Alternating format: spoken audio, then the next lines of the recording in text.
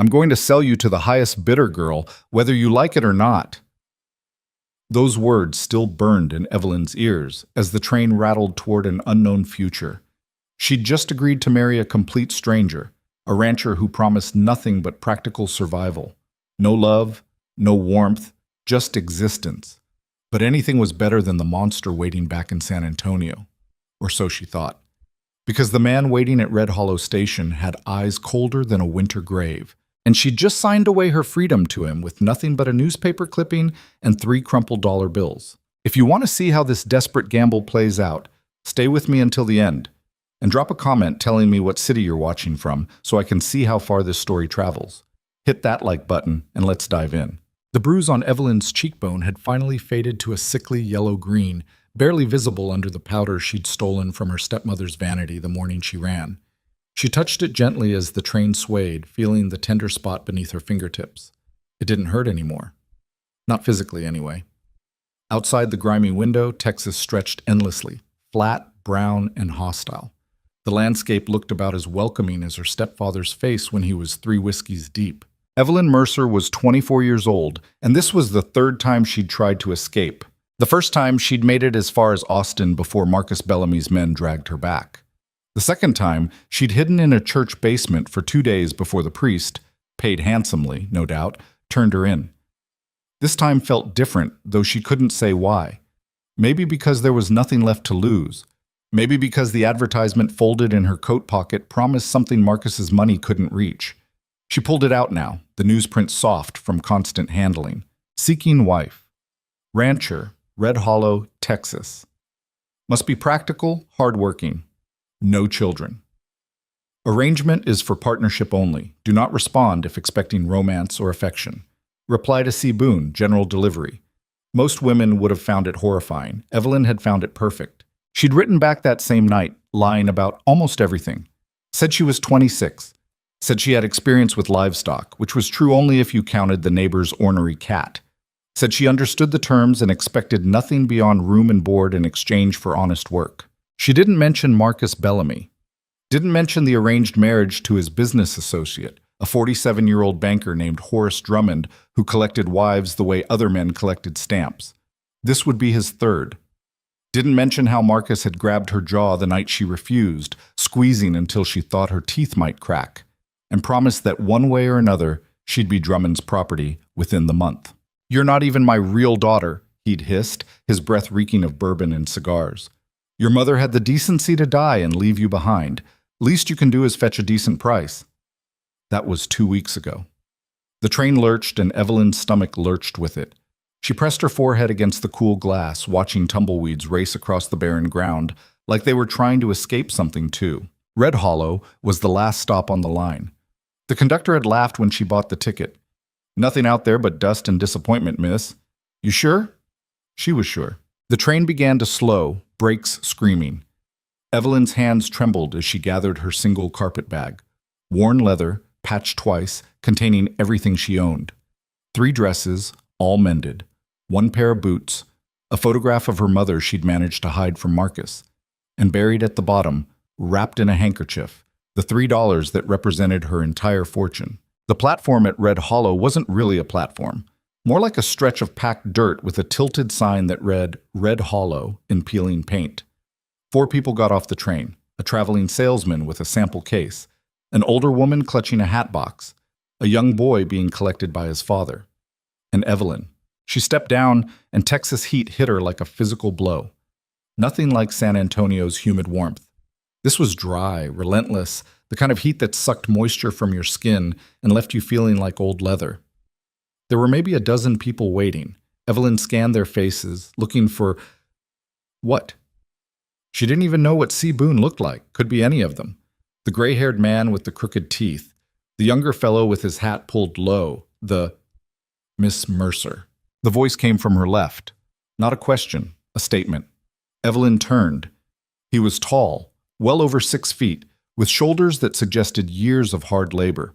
His face was weathered, lines carved deep around his eyes and mouth, though he couldn't have been more than 35. Dark hair needed cutting, jaw needed shaving, eyes the color of storm clouds and just as warm. Those eyes traveled over her slowly, taking inventory like she was a horse he might buy. Evelyn lifted her chin, refusing to fidget under the inspection. "Mr. Boone?" "Caleb." He didn't offer his hand. "That all you brought?" He nodded at her pathetic carpet bag. "Yes." "You smaller than I expected." It wasn't quite an accusation, but close. Evelyn bristled. "Your advertisement didn't specify a height requirement." Something flickered across his face. Might have been amusement, might have been irritation, gone too quick to tell. "Wagons this way." He didn't help with her bag, just turned and started walking. Evelyn grabbed the handle and followed, practically jogging to keep up with his long strides. The wagon was exactly what she'd expected. Functional, beaten by weather, the wood dried and splintering. A single horse stood in the traces, brown and unremarkable, swishing flies with its tail. Caleb took her bag and tossed it in the back with about as much ceremony as if it were a sack of feed. Then he climbed up, still without offering assistance. Evelyn hoisted herself up, grateful she'd worn her practical dress instead of anything with excessive skirts. She settled on the hard bench seat, leaving a careful distance between them. Caleb clicked his tongue, and the horse started forward. They rode in silence. Red Hollow disappeared behind them within minutes, and then there was nothing. Just endless plains, scrub brush, the occasional skeletal tree reaching toward a merciless sky. The sun hammered down. Sweat pooled under Evelyn's collar. After 15 minutes, she tried conversation. "How far is your ranch?" "Hour." "Have you lived there long?" 10 years. "What kind of cattle do you buy?" "Not much for talking, Miss Mercer." Evelyn's jaw tightened. "It's just Evelyn." He said nothing. Another 10 minutes crawled by. The wagon wheels creaked. The horse plodded. Evelyn's dress stuck to her back. Finally, she couldn't stand it anymore. "Why did you place that advertisement?" Caleb's hands tightened slightly on the reins. For a moment, she thought he wouldn't answer. "Needed help. Ranch is too much for one person." "You could have hired hands." "Can't afford them." The bluntness shouldn't have stung. This was a practical arrangement after all, but somehow it did. "So you advertised for a wife instead?" "I advertised for a partner, not the same thing." "Seems like the same thing since we're getting married."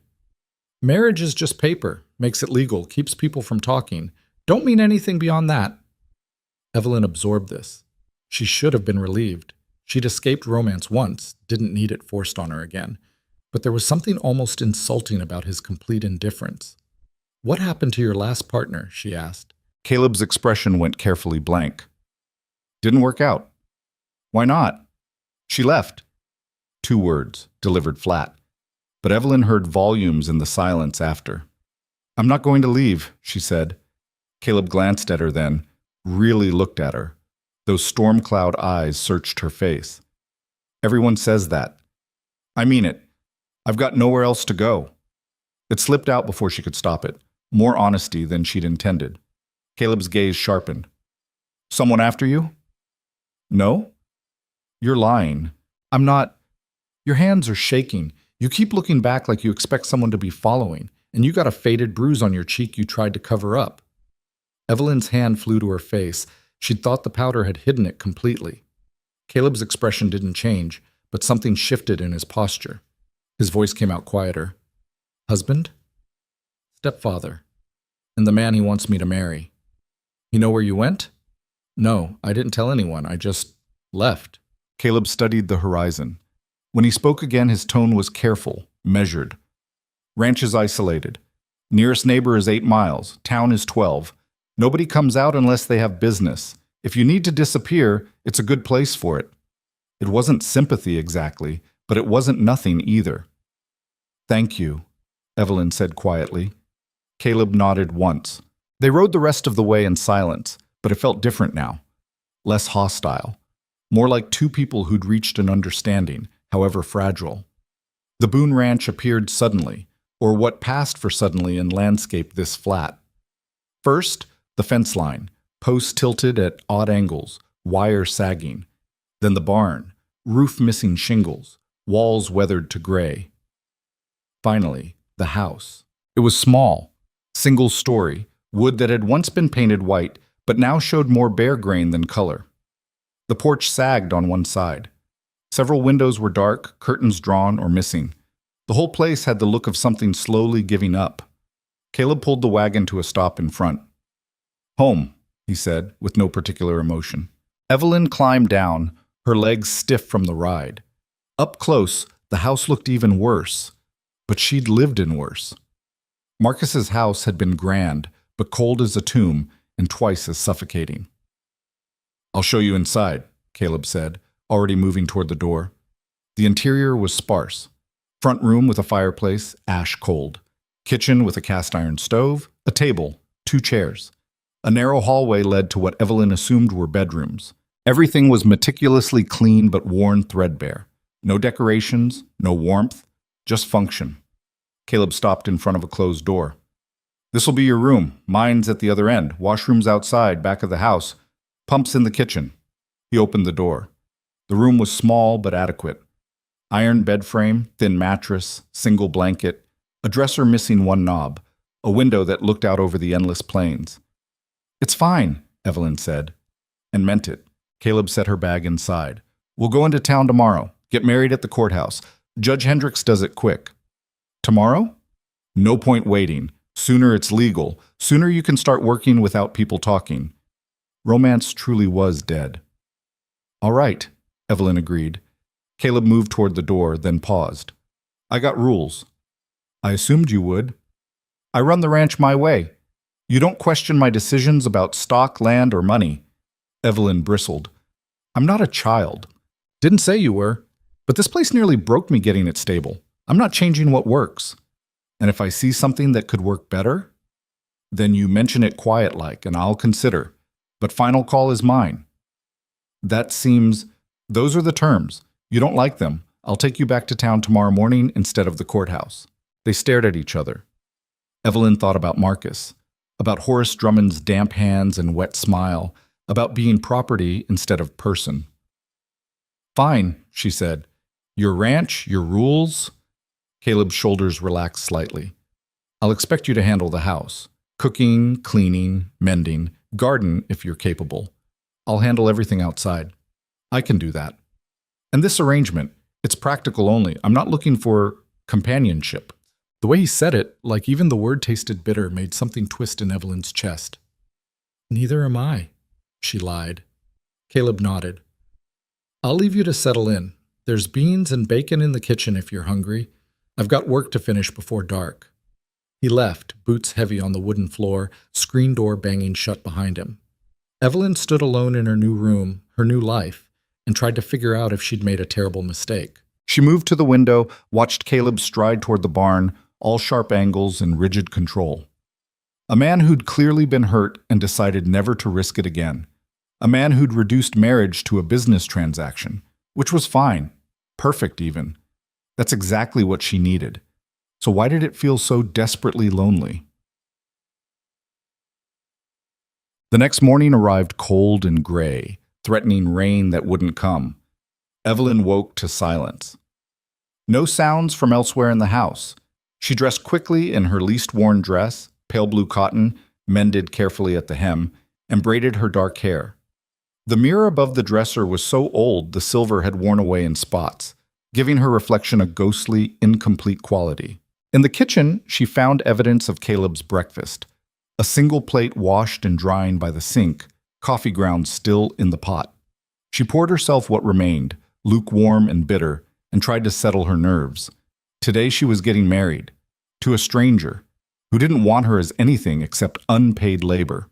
Still better than Horace Drummond, she reminded herself. Caleb appeared around 8, cleaner than yesterday but still rough around the edges. He'd shaved at least, revealing a strong jaw and a thin scar near his left ear, changed into what must have been his only good shirt, brown, pressed but faded. "Ready?" he asked. "Yes."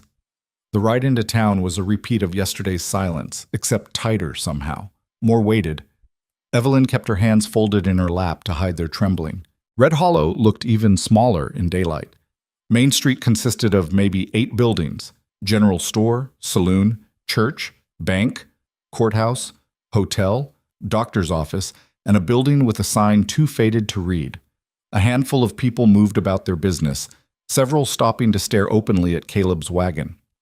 He pulled up in front of the courthouse, a squat brick building that looked like it was permanently scowling. "People will talk," he said, not looking at her. "Town this size, they got nothing better to do. Ignore them." "I'm used to people talking." "Good."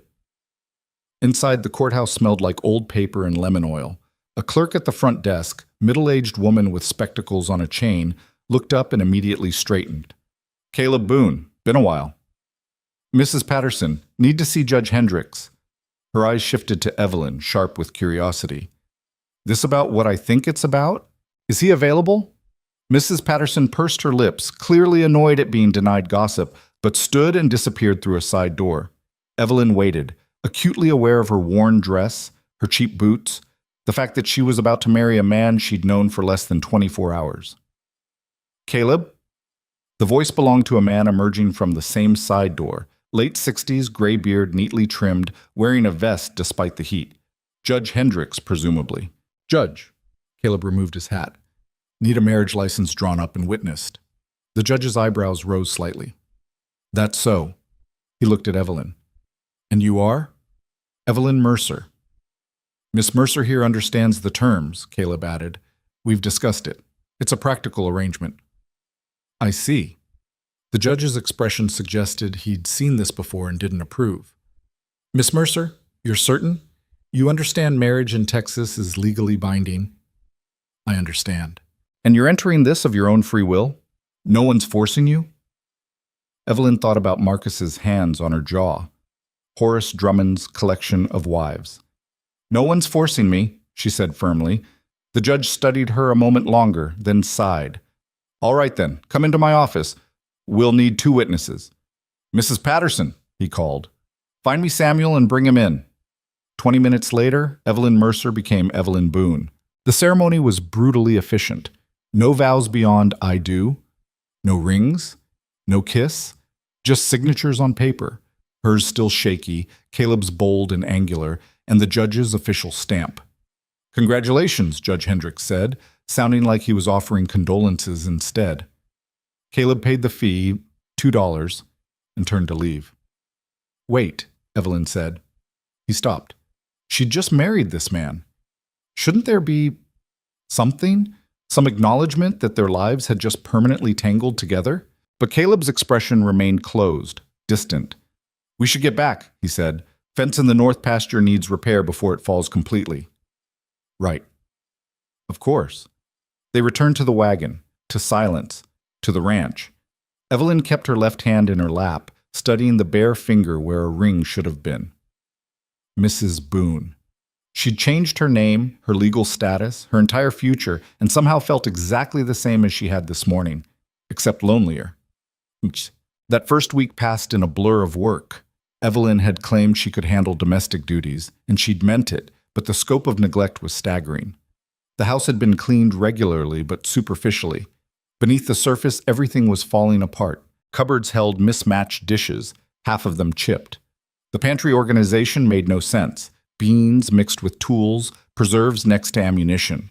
The stove worked but smoked badly, needing a thorough cleaning. Every window was filmed with dust. The floors were scarred and splintering. Evelyn worked methodically. Up before dawn.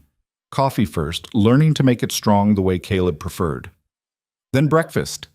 Eggs when the chickens cooperated. Bacon or salt pork. Biscuits from a recipe she'd memorized years ago.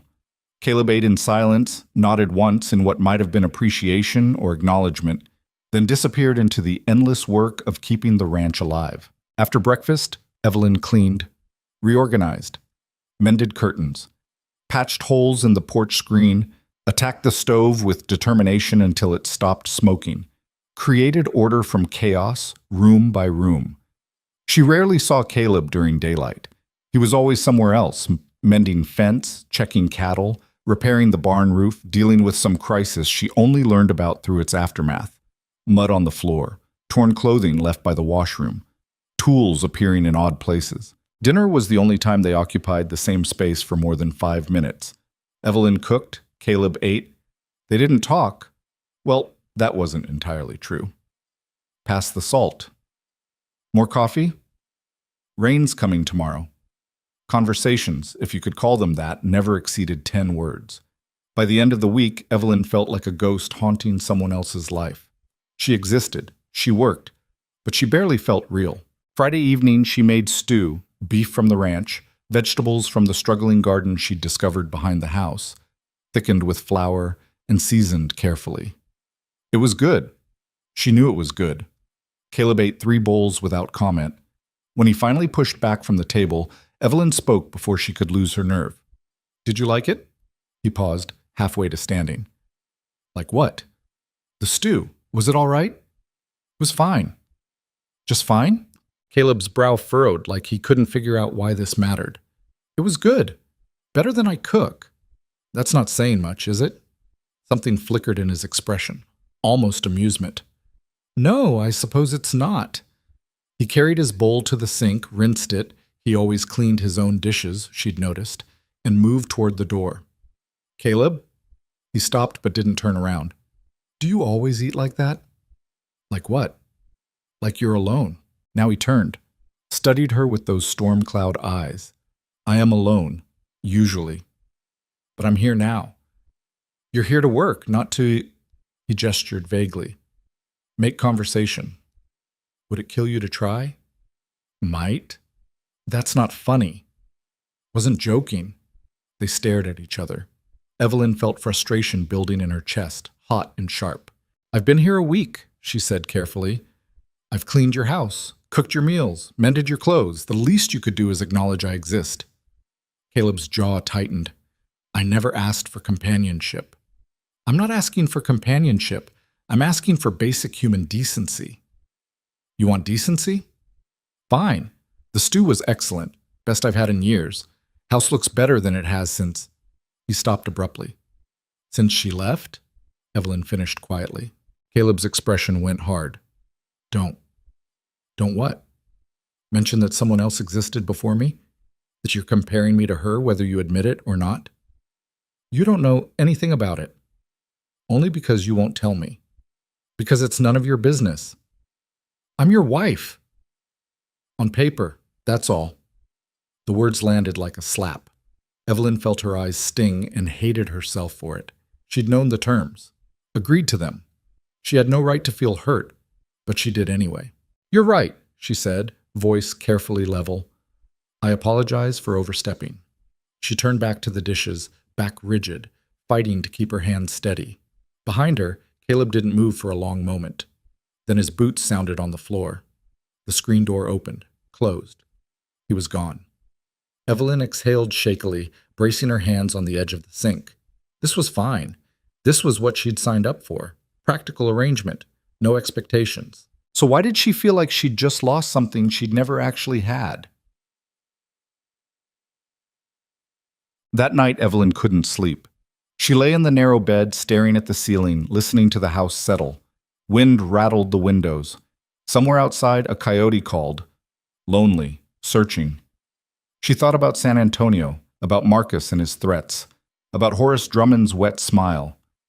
Then she thought about this house, this silent, emotionally barren house that somehow still felt safer than anywhere she'd been in years. Caleb Boone was cold, distant, possibly incapable of normal human connection.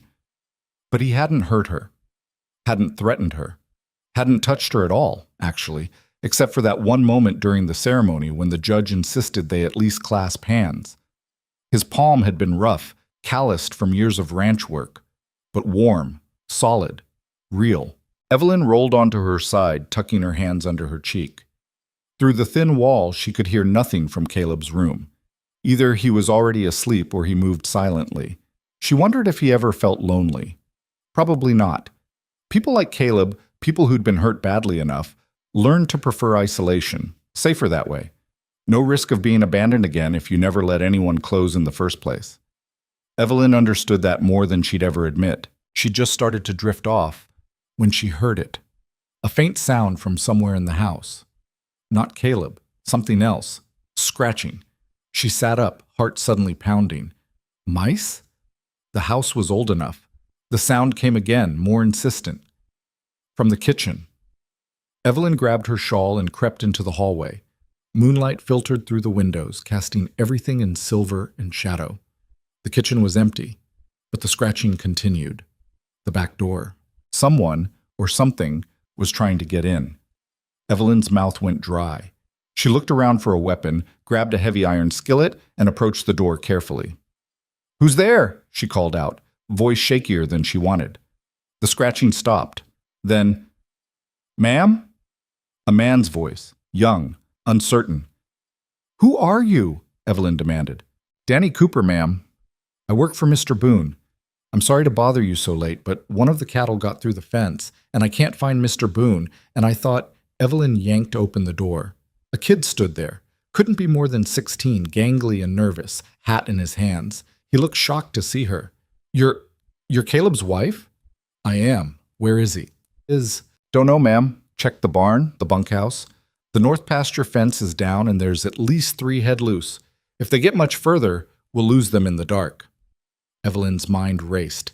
Caleb hadn't mentioned hiring anyone, but this boy clearly knew the property. "How long have you worked here?" "Just started last week, ma'am. Mr. Boone hired me to help with the fence work." So Caleb had hired help. Interesting that he hadn't mentioned it. "Show me where the fence is down," Evelyn said. Danny's eyes widened. "Ma'am, I should probably wait for— Mr. Boone is clearly elsewhere. Those cattle won't wait. Show me." "But that's not a request." Danny swallowed, nodded, and led her outside.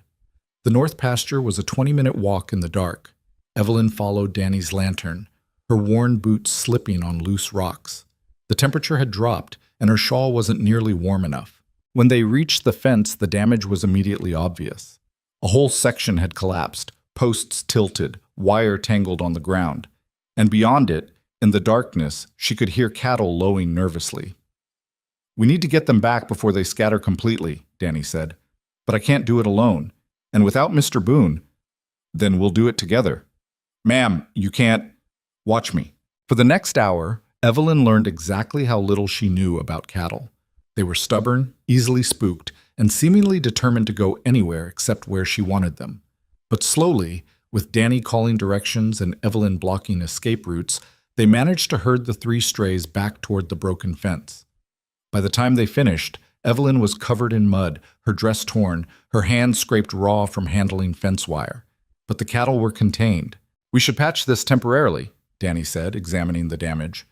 "Won't hold long, but it'll last till morning." They worked together, restringing wire, bracing the weakest posts. It was sloppy work, but functional. When they finished, Danny looked at her with something like respect.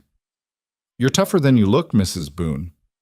"Don't sound so surprised," he grinned. "Yes, ma'am." They walked back to the house in companionable silence. When they reached the porch, Danny tipped his hat. "I'll come back at first light to fix it properly. And I'll find Mr. Boone, let him know what happened." "Thank you, Danny." He left, lantern swinging. Evelyn went inside, exhausted and filthy. She managed to wash the worst of the mud off before collapsing into bed. Sleep claimed her immediately. Shot. She woke to voices. Sunlight streamed through the window, late morning judging by the angle. Evelyn sat up, disoriented. She never slept this late. The voices were coming from the kitchen. One was Danny, the other, Caleb. Evelyn dressed quickly and emerged to find them both at the table. Caleb looked up when she entered, his expression unreadable. "You should have woken me," she said, embarrassed. "Danny said you were up half the night fixing fence." It wasn't quite accusatory, but close. The fence was down, the cattle were loose. What else was I supposed to do? "Wait for me." "We didn't know where you were." Caleb's jaw tightened. "I was checking the water pump at the south well. It's been acting up." "How was I supposed to know that?" "You weren't, which is why you should have waited." Evelyn's temper flared. "So I should have just let 3 head of cattle disappear into the dark?" "I should have been told there was a problem." "Danny tried to find you." "And when he couldn't, the next step was to wait, not go stumbling around in the dark doing work you don't know how to do." "I managed fine." "You got lucky." "I got the job done." They glared at each other. Danny shifted uncomfortably, clearly wishing he were anywhere else. Caleb spoke first, his voice forcibly calm. "The fence work was adequate, but you had no business being out there alone at night." "I wasn't alone. Danny was with me." Danny's 16 and has been here a week. He doesn't know enough to keep you safe. Safe from what? Cows? From a dozen things that could kill you on a ranch at night. The genuine concern beneath the anger caught her off guard. I didn't realize you cared, she said quietly. Something flickered across Caleb's face. He looked away. I care about not losing a worker, he said gruffly.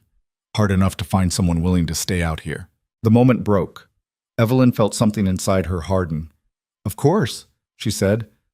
How practical of you. She moved past him to the stove, started preparing breakfast with sharp, angry movements. Behind her, Caleb stood. Danny, go check the east fence line. Make sure last night's wind didn't damage anything else. Yes, sir. The boy fled. Silence filled the kitchen except for the clatter of Evelyn's cooking. You're angry, Caleb said finally. Very observant. I was trying to, Trying to what? Remind me that I'm just an employee? Mission accomplished. That's not, isn't it? She turned to face him. You made it very clear what this arrangement is, Caleb. Practical, no expectations. I'm just the person who cooks and cleans. Fine. But don't pretend you were worried about me last night. Worry requires actually caring about someone. Caleb's expression went carefully blank again. That wall slamming down. You're right, he said flatly. I apologize for the confusion. He left. Evelyn stared at the empty doorway, shaking with frustration and something deeper that she refused to name. This was impossible. How was she supposed to live like this? Working beside someone who treated her like furniture with a pulse? She finished making breakfast that no one would eat, then did the dishes with movement so forceful she nearly broke a plate. Fine. If Caleb wanted practical, she'd give him practical. She spent the rest of the day working with focused intensity, finished reorganizing the pantry, cleaned every window until they sparkled, pulled weeds from the garden with vicious efficiency. Caleb stayed outside. She saw him occasionally working on some project near the barn. They didn't speak. Dinner was beans and cornbread, simple, functional, exactly what you'd expect from an employee. Caleb ate in silence. Afterward, Evelyn cleaned up and went to her room. She sat on the edge of the bed, staring at nothing, feeling the weight of the day settle on her shoulders. This was her life now, this silence, this distance. She'd escaped Marcus and Horace, but she'd traded one kind of misery for another. At least this kind didn't leave bruises. Small comfort.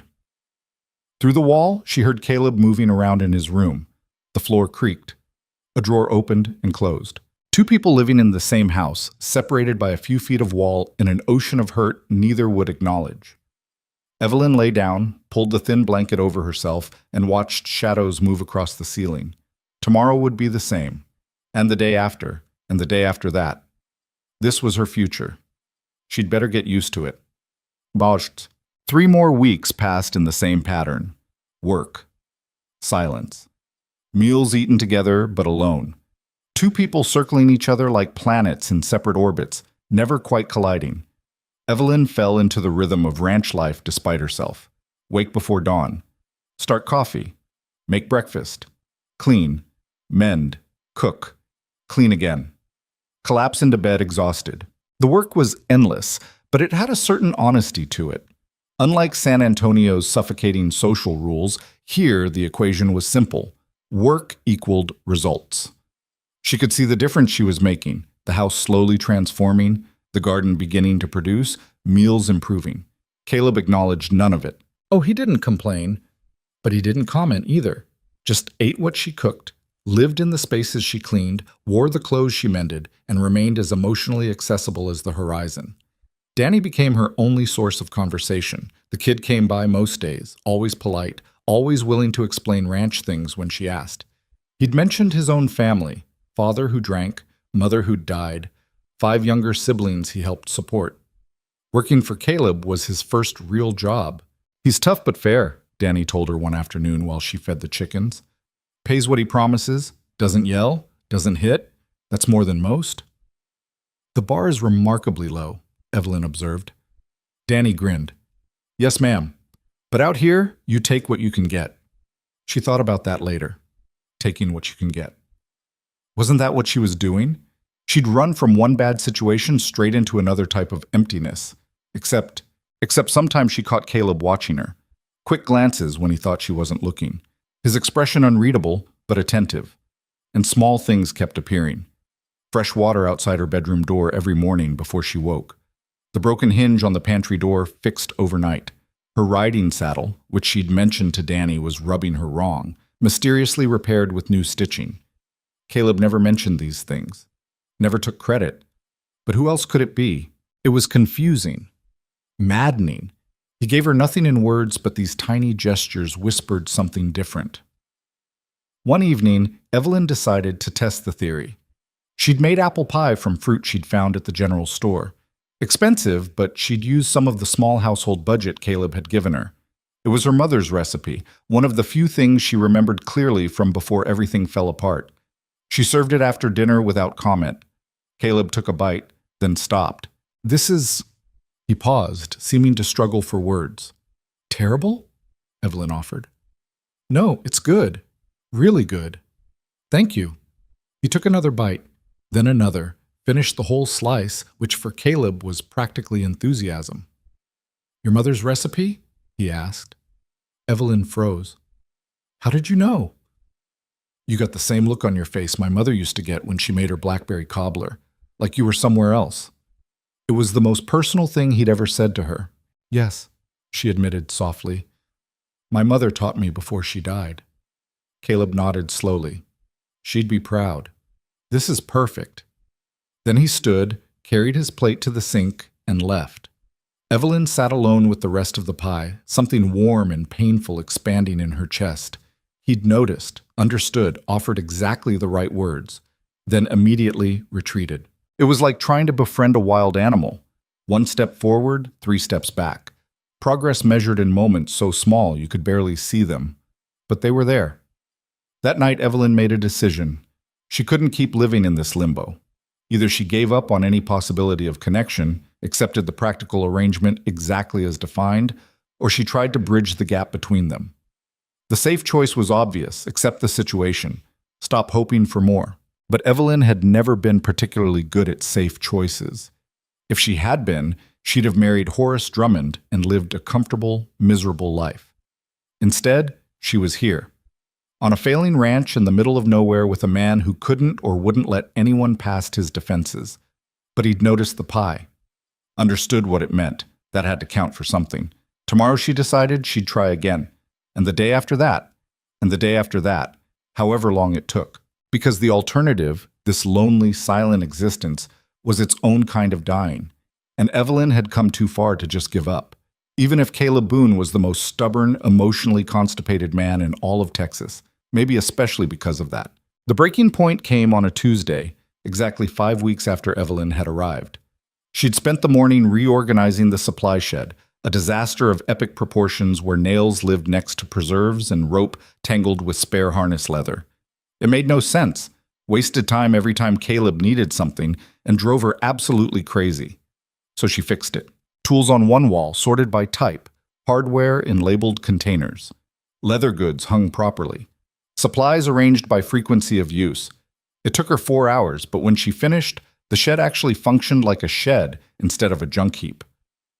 She was dusting off her hands, rather proud of herself, when Caleb appeared in the doorway. His face went from neutral to thunderous in about 2 seconds. "What did you do?" Evelyn blinked. "I organized it. Now you can actually find—" "I didn't ask you to do this. It needed doing. I had a system. Your system was chaos." "My chaos," Caleb said, voice tight. "I knew where everything was. You spent 20 minutes yesterday looking for fence pliers. And I found them. Because I told you where they were after I'd already reorganized the toolbox." Caleb stepped into the shed, looking around like she'd burned the place down instead of making it functional. "Change it back," he said. Evelyn stared at him. "You can't be serious? Change it back." "No." His eyes snapped to hers. "What did you say?" "I said no." Evelyn crossed her arms. "This is better, more efficient, saves time. And I'm not wasting another 4 hours putting your mess back together just because you're too stubborn to admit improvement when you see it. I don't recall asking for your opinion on how I run my property. And I don't recall signing up to work for a tyrant who can't handle basic organizational logic." The air between them crackled. Caleb's jaw worked. You agreed to my terms, my ranch, my decisions. About stock and land, yes. This is a supply shed. Everything on this ranch is mine to decide about. That's insane. That's the agreement. Then maybe the agreement is stupid. The words hung there, too loud in the small space. Caleb's expression went dangerously calm. If you're not happy with the arrangement, there's a train to San Antonio every Thursday. It was a low blow, and he knew it. Evelyn felt something crack inside her chest. 5 weeks. 5 weeks of trying, of reaching out in small ways, of hoping that maybe beneath all that ice there was something human. And here he was, threatening to send her back to Marcus, like she was a defective purchase he could return. Fine, she said, voice shaking. You want your chaos? Keep it. I'll stay in the house where I apparently belong. She tried to push past him. He caught her arm. Evelyn. She yanked free. Don't touch me. I didn't mean... Yes, you did. You meant exactly what you said. I'm here on sufferance, and the second I step out of line, you'll ship me back to whatever hell I ran from. Well, congratulations, Caleb. You've made your point perfectly clear. She stormed out before he could see the tears starting. Made it all the way to the house, through the kitchen, into her room before they spilled over. She pressed her hands over her mouth, trying to muffle the sound, hating herself for crying, hating him for making her care enough to be hurt. Practical arrangement. That's all this was. She'd just been stupid enough to forget. An hour later, there was a knock on her door. Evelyn had pulled herself together by then, washed her face, rebuilt her composure brick by brick. She opened the door expecting Caleb. It was Danny, hat literally in his hands, looking miserable. Mrs. Boone, I'm real sorry to bother you, but Mr. Boone said to tell you he's riding out to check the south fence line, and won't be back till after dark. He said there's leftover stew in the pot if you're hungry, and... Danny hesitated. And what? And he's sorry about earlier. He knows he was wrong. Evelyn's eyebrows rose. He said that. Not in those exact words, ma'am. He mostly just glared at the horizon and told me to make sure you knew he wouldn't be at dinner. But I've worked for him long enough to know when he's feeling bad about something. He gets real quiet and mean to fence posts. Despite everything, Evelyn almost smiled. Mean to fence posts? Yes, ma'am. Hammers them extra hard. Real aggressive-like. I see. Danny shifted his weight. For what it's worth, the supply shed looks real good. Makes my job a lot easier. I told him so, but he just grunted at me. Thank you, Danny. Yes, ma'am. I'll just go now. He fled. Evelyn closed the door and leaned against it. Caleb was sorry, or as close to sorry as a man like him could get, which apparently meant hiding at the south fence line and abusing fence posts instead of apologizing like a normal human being. She should have been angrier, should have held on to her righteous fury, but instead, she just felt tired. That evening, Evelyn ate stew alone at the table, watching the sun set through the kitchen window. The house felt bigger somehow when she knew Caleb wasn't just in another room but actually gone. She hated that she noticed, hated that she'd gotten used to his presence even when he wasn't talking. The sound of his boots on the porch, the smell of coffee he'd made before dawn, the way he always washed his own dishes, careful and precise, like it mattered. Small things. Meaningless things. Except they weren't meaningless, and that was the problem. Evelyn cleaned up, banked the fire in the stove, and went to bed. She woke sometime deep in the night to the sound of the front door opening. Caleb, finally back. She heard him move through the house, heard water running in the kitchen, washing up, probably. Then his bedroom door closed. Silence. Evelyn stared at the ceiling, wide awake now. Tomorrow they'd go back to their careful dance. Polite distance. Minimal words. The supply shed would stay organized because Caleb was practical enough to recognize efficiency even if he'd never admit it. And neither of them would mention the fight. This was fine. This was sustainable. This was absolutely miserable. Evelyn rolled over, pulled the blanket up to her chin, and tried to convince herself that loneliness was a fair price for safety. She was still trying when she finally fell asleep an hour before dawn. The next week brought an unexpected change. Caleb started talking. Not much. Not about anything important, but small comments here and there that suggested he was making an actual effort. Coffee's good this morning. Danny said the chickens are laying better since you fixed their coop. Storm coming tomorrow. Might want to bring in extra firewood. Evelyn responded carefully, not wanting to spook this fragile progress. Thank you. He's right. I added fresh straw. I'll do that after breakfast. It wasn't exactly stimulating conversation, but it was something. The supply shed remained organized. Caleb never acknowledged it directly, but she noticed him using the new system without complaint. Small victory. More interesting were the gestures that continued despite, or maybe because of, their fight. Her window, which had been sticking, suddenly opened smoothly. The wobbly table leg got fixed. A pair of work gloves appeared on the porch rail, sized for her hands, quality leather.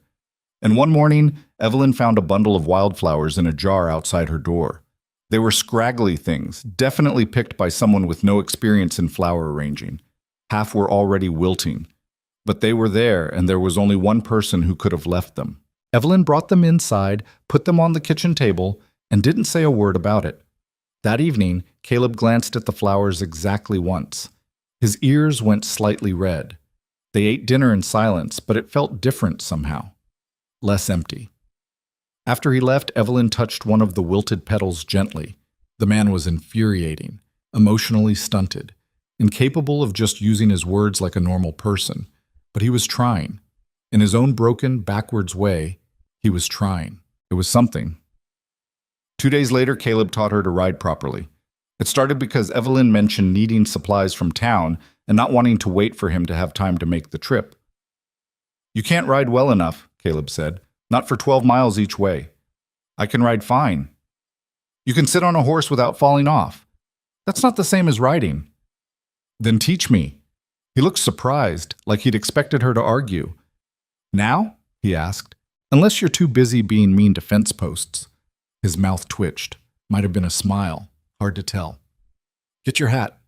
Sun's brutal this time of day." They went to the corral where 3 horses stood in the shade. The brown one from the wagon, a gray mare with kind eyes, and a black gelding that looked like it had opinions about everything.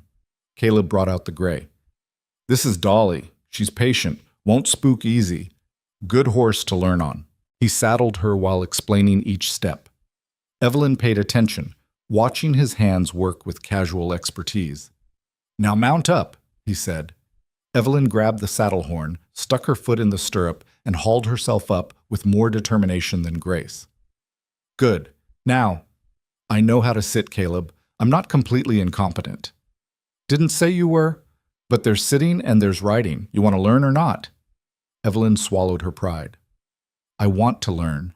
For the next hour, Caleb taught her how to hold the reins properly, how to use her legs to guide instead of just yanking the horse's head around, how to move with the animal instead of against it. He was patient, surprisingly good at explaining, and when she made mistakes, he corrected without judgment.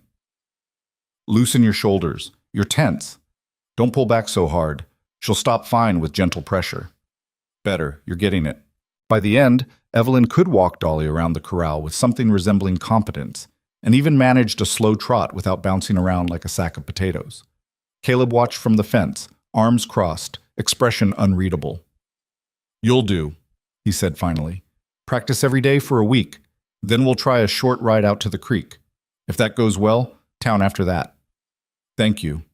He nodded, moved to take Dolly's reins. Their hands brushed. Both of them froze. It was nothing. Barely contact. But Evelyn felt it like a shock up her arm, and from the way Caleb went absolutely still, he'd felt it too. He pulled back first. "I'll untack her. You should go inside. You got sun on your face." He wasn't wrong. Her cheeks felt hot, but she suspected it wasn't entirely from the sun. "Right. Yes, I'll just—" She fled. In the kitchen, she pressed her hands to her cheeks, feeling ridiculous. It was an accidental touch, meaningless. The kind of thing that happened a dozen times a day between normal people. But nothing about their relationship was normal, and that brief moment of contact had felt more intimate than her entire engagement to Horace Drummond. Evelyn grabbed a glass of water, drank it too fast, and tried to get her thoughts under control. This was dangerous territory. She'd agreed to a practical arrangement, started developing actual feelings for her emotionally unavailable husband was not part of the plan. Except maybe it was too late for warnings. Maybe it had been too late since the moment he'd left those scraggly wildflowers outside her door. That evening, Caleb came in for dinner looking like he'd been working hard. His shirt was stained with sweat, sleeves rolled up to reveal corded forearms. He washed up at the pump, dried his hands, and sat down without meeting her eyes. Evelyn served chicken and dumplings, another of her mother's recipes. Comfort food. The kind that required patience and care to make properly. Caleb took a bite, stopped, took another. "This is good?" Evelyn offered. "Yeah." He looked up then, met her eyes. "Real good. Thank you for making it." "You're welcome." They ate in silence, but again, it felt different. Caleb kept glancing at her like he wanted to say something but couldn't figure out how. Finally, he cleared his throat. "About the other day, the supply shed." Evelyn waited. "You were right. It's better organized, makes work easier." He paused. "I was being stubborn." Coming from Caleb, this was basically a full apology complete with flowers and a brass band. "Thank you," Evelyn said carefully. "I know change is hard." "It's not the change, it's—" He stopped, jaw working. "She used to do that, Margaret, the woman who was here before. She'd reorganize things, rearrange the house. And for a while it was nice, made the place feel lived in. But then she left anyway, and everything she'd changed just reminded me she was gone." Evelyn's chest tightened. "Margaret was your wife?" "Yeah, for 3 years. Met her in town, thought she was different. Brought her out here, and for a while things were good. But ranch life was harder than she expected, lonelier. When my cattle got sick and I lost half the herd, we almost went under. She didn't want to wait around to see if I'd recover. She just left. One morning I woke up and she was gone. Took her things, took the wagon, took what money we had saved, left a note saying she couldn't do it anymore." His voice was flat, but pain lived underneath. "I don't blame her. This life isn't for everyone. That's why you advertised for a practical arrangement. No expectations. No risk of being hurt again." "Yeah, no." He met her eyes. "I know it's not fair to you. You didn't do anything wrong. But when I see things changing, part of me just—" He gestured vaguely. "Panics that I'll leave too?" Something like that. Evelyn sat with this information, understanding clicking into place. The coldness wasn't natural to him. It was armor. Every wall he'd built, every emotional distance he maintained was protection against being abandoned again. "I'm not Margaret," she said quietly. "I know that. Do you? Because you keep treating me like I'm about to disappear." Caleb's hands tightened around his fork. "I'm trying not to." "I know. And I appreciate it. But Caleb, I need you to understand something." She waited until he looked at her. "I ran from San Antonio with $3 and a newspaper clipping because going back meant marrying a man who would have owned me. I didn't come here because I had better options. I came here because this was my only option. And yes, it's been hard. And yes, you drive me absolutely crazy sometimes, but I'm not leaving. You say that now. I say that now, and I'll say it in 6 months and a year from now. I made a commitment. I keep my commitments. Even when the other person is difficult? Especially then." She managed a small smile. "I didn't marry you expecting easy, Caleb. I married you expecting honest work and a place where Marcus Bellamy's reach couldn't find me. Everything else is extra." He absorbed this silently. Then, "The flowers were stupid." Evelyn blinked at the sudden change of subject. "What?" "This morning. The flowers. They were half dead by the time I brought them in. I should have—" "They were perfect." Caleb looked skeptical. "I mean it," Evelyn insisted. "Do you know how long it's been since anyone gave me flowers? Even sad, wilted ones?" "Can't have been that long. You're—" He stopped himself. "I'm what?" His ears went red again. "Nothing. Eat your dinner before it gets cold." "Caleb Boone, finish that sentence." "No." "You can't just—" "I said no." But he was almost smiling, and Evelyn felt something warm bloom in her chest. They finished dinner with scattered conversation, real conversation, about Danny's progress, the gray mare's temperament, whether they needed to buy more chicken feed. Small things, normal things. When Caleb stood to leave, he paused at the door. "Same time tomorrow for writing practice?" "I'll be there." He nodded and left. Evelyn sat alone at the table, looking at the wilted wildflowers, and thought that maybe, just maybe, they were going to be all right. Over the next 2 weeks, something shifted between them. Caleb still wasn't chatty, probably never would be, but he started sharing small pieces of information about his day. Mentioned that the north pasture needed rotating, pointed out a hawk's nest he'd found, told her about the first time he tried to break a horse and ended up in the water trough. In return, Evelyn shared her own stories, carefully edited versions of her childhood, funny incidents from her brief time working in a dress shop, her mother's terrible singing voice that somehow made songs better instead of worse. They fell into an easier rhythm. Mornings started with coffee together before Caleb headed out. Evenings ended with dinner and conversation that sometimes lasted an hour or more. The riding lessons continued. Evelyn progressed from walking to trotting to a careful canter. Caleb was demanding but encouraging, and she found herself actually enjoying it. "You're a natural," he told her one afternoon as she brought Dolly to a smooth stop. "Liar. I almost fell off yesterday." "But you didn't. That's what matters." "You would have caught me if I had." "Maybe." "Caleb." "All right, yes. I would have caught you." Their eyes met and held. Something hung in the air between them. Wordless, fragile, important. Caleb looked away first. "Let's head back. Storm's coming." He was right. Dark clouds were building on the horizon, moving fast. They rode back in comfortable silence, but Evelyn kept stealing glances at him. The strong line of his jaw, the way he sat his horse like he'd been born to it, the careful way he watched the landscape, always alert, always aware. He'd been hurt badly, learned to protect himself by keeping everyone at arm's length, but the walls were coming down. Slowly, painfully, but definitely down. That night, the storm hit. Evelyn was in the kitchen cleaning up from dinner when the first drop started. Within minutes, it was a downpour. Wind howled around the house, rattling windows. Lightning split the sky. Caleb appeared in the doorway, soaked to the skin. "North fence is down. Saw it on my way back from the barn. If I don't fix it tonight, we'll lose cattle." "I'll help." "No, too dangerous. Caleb, you can't do it alone in this." "I've done it before." "That doesn't mean you should have to do it now." They stared at each other. Lightning flashed, throwing harsh shadows across his face. "I can't ask you to—" "You're not asking. I'm volunteering. Now let's go before it gets worse." She grabbed her coat, inadequate for this weather, but better than nothing, and followed him into the storm. The rain hit like a physical assault, cold, driving, soaking her instantly.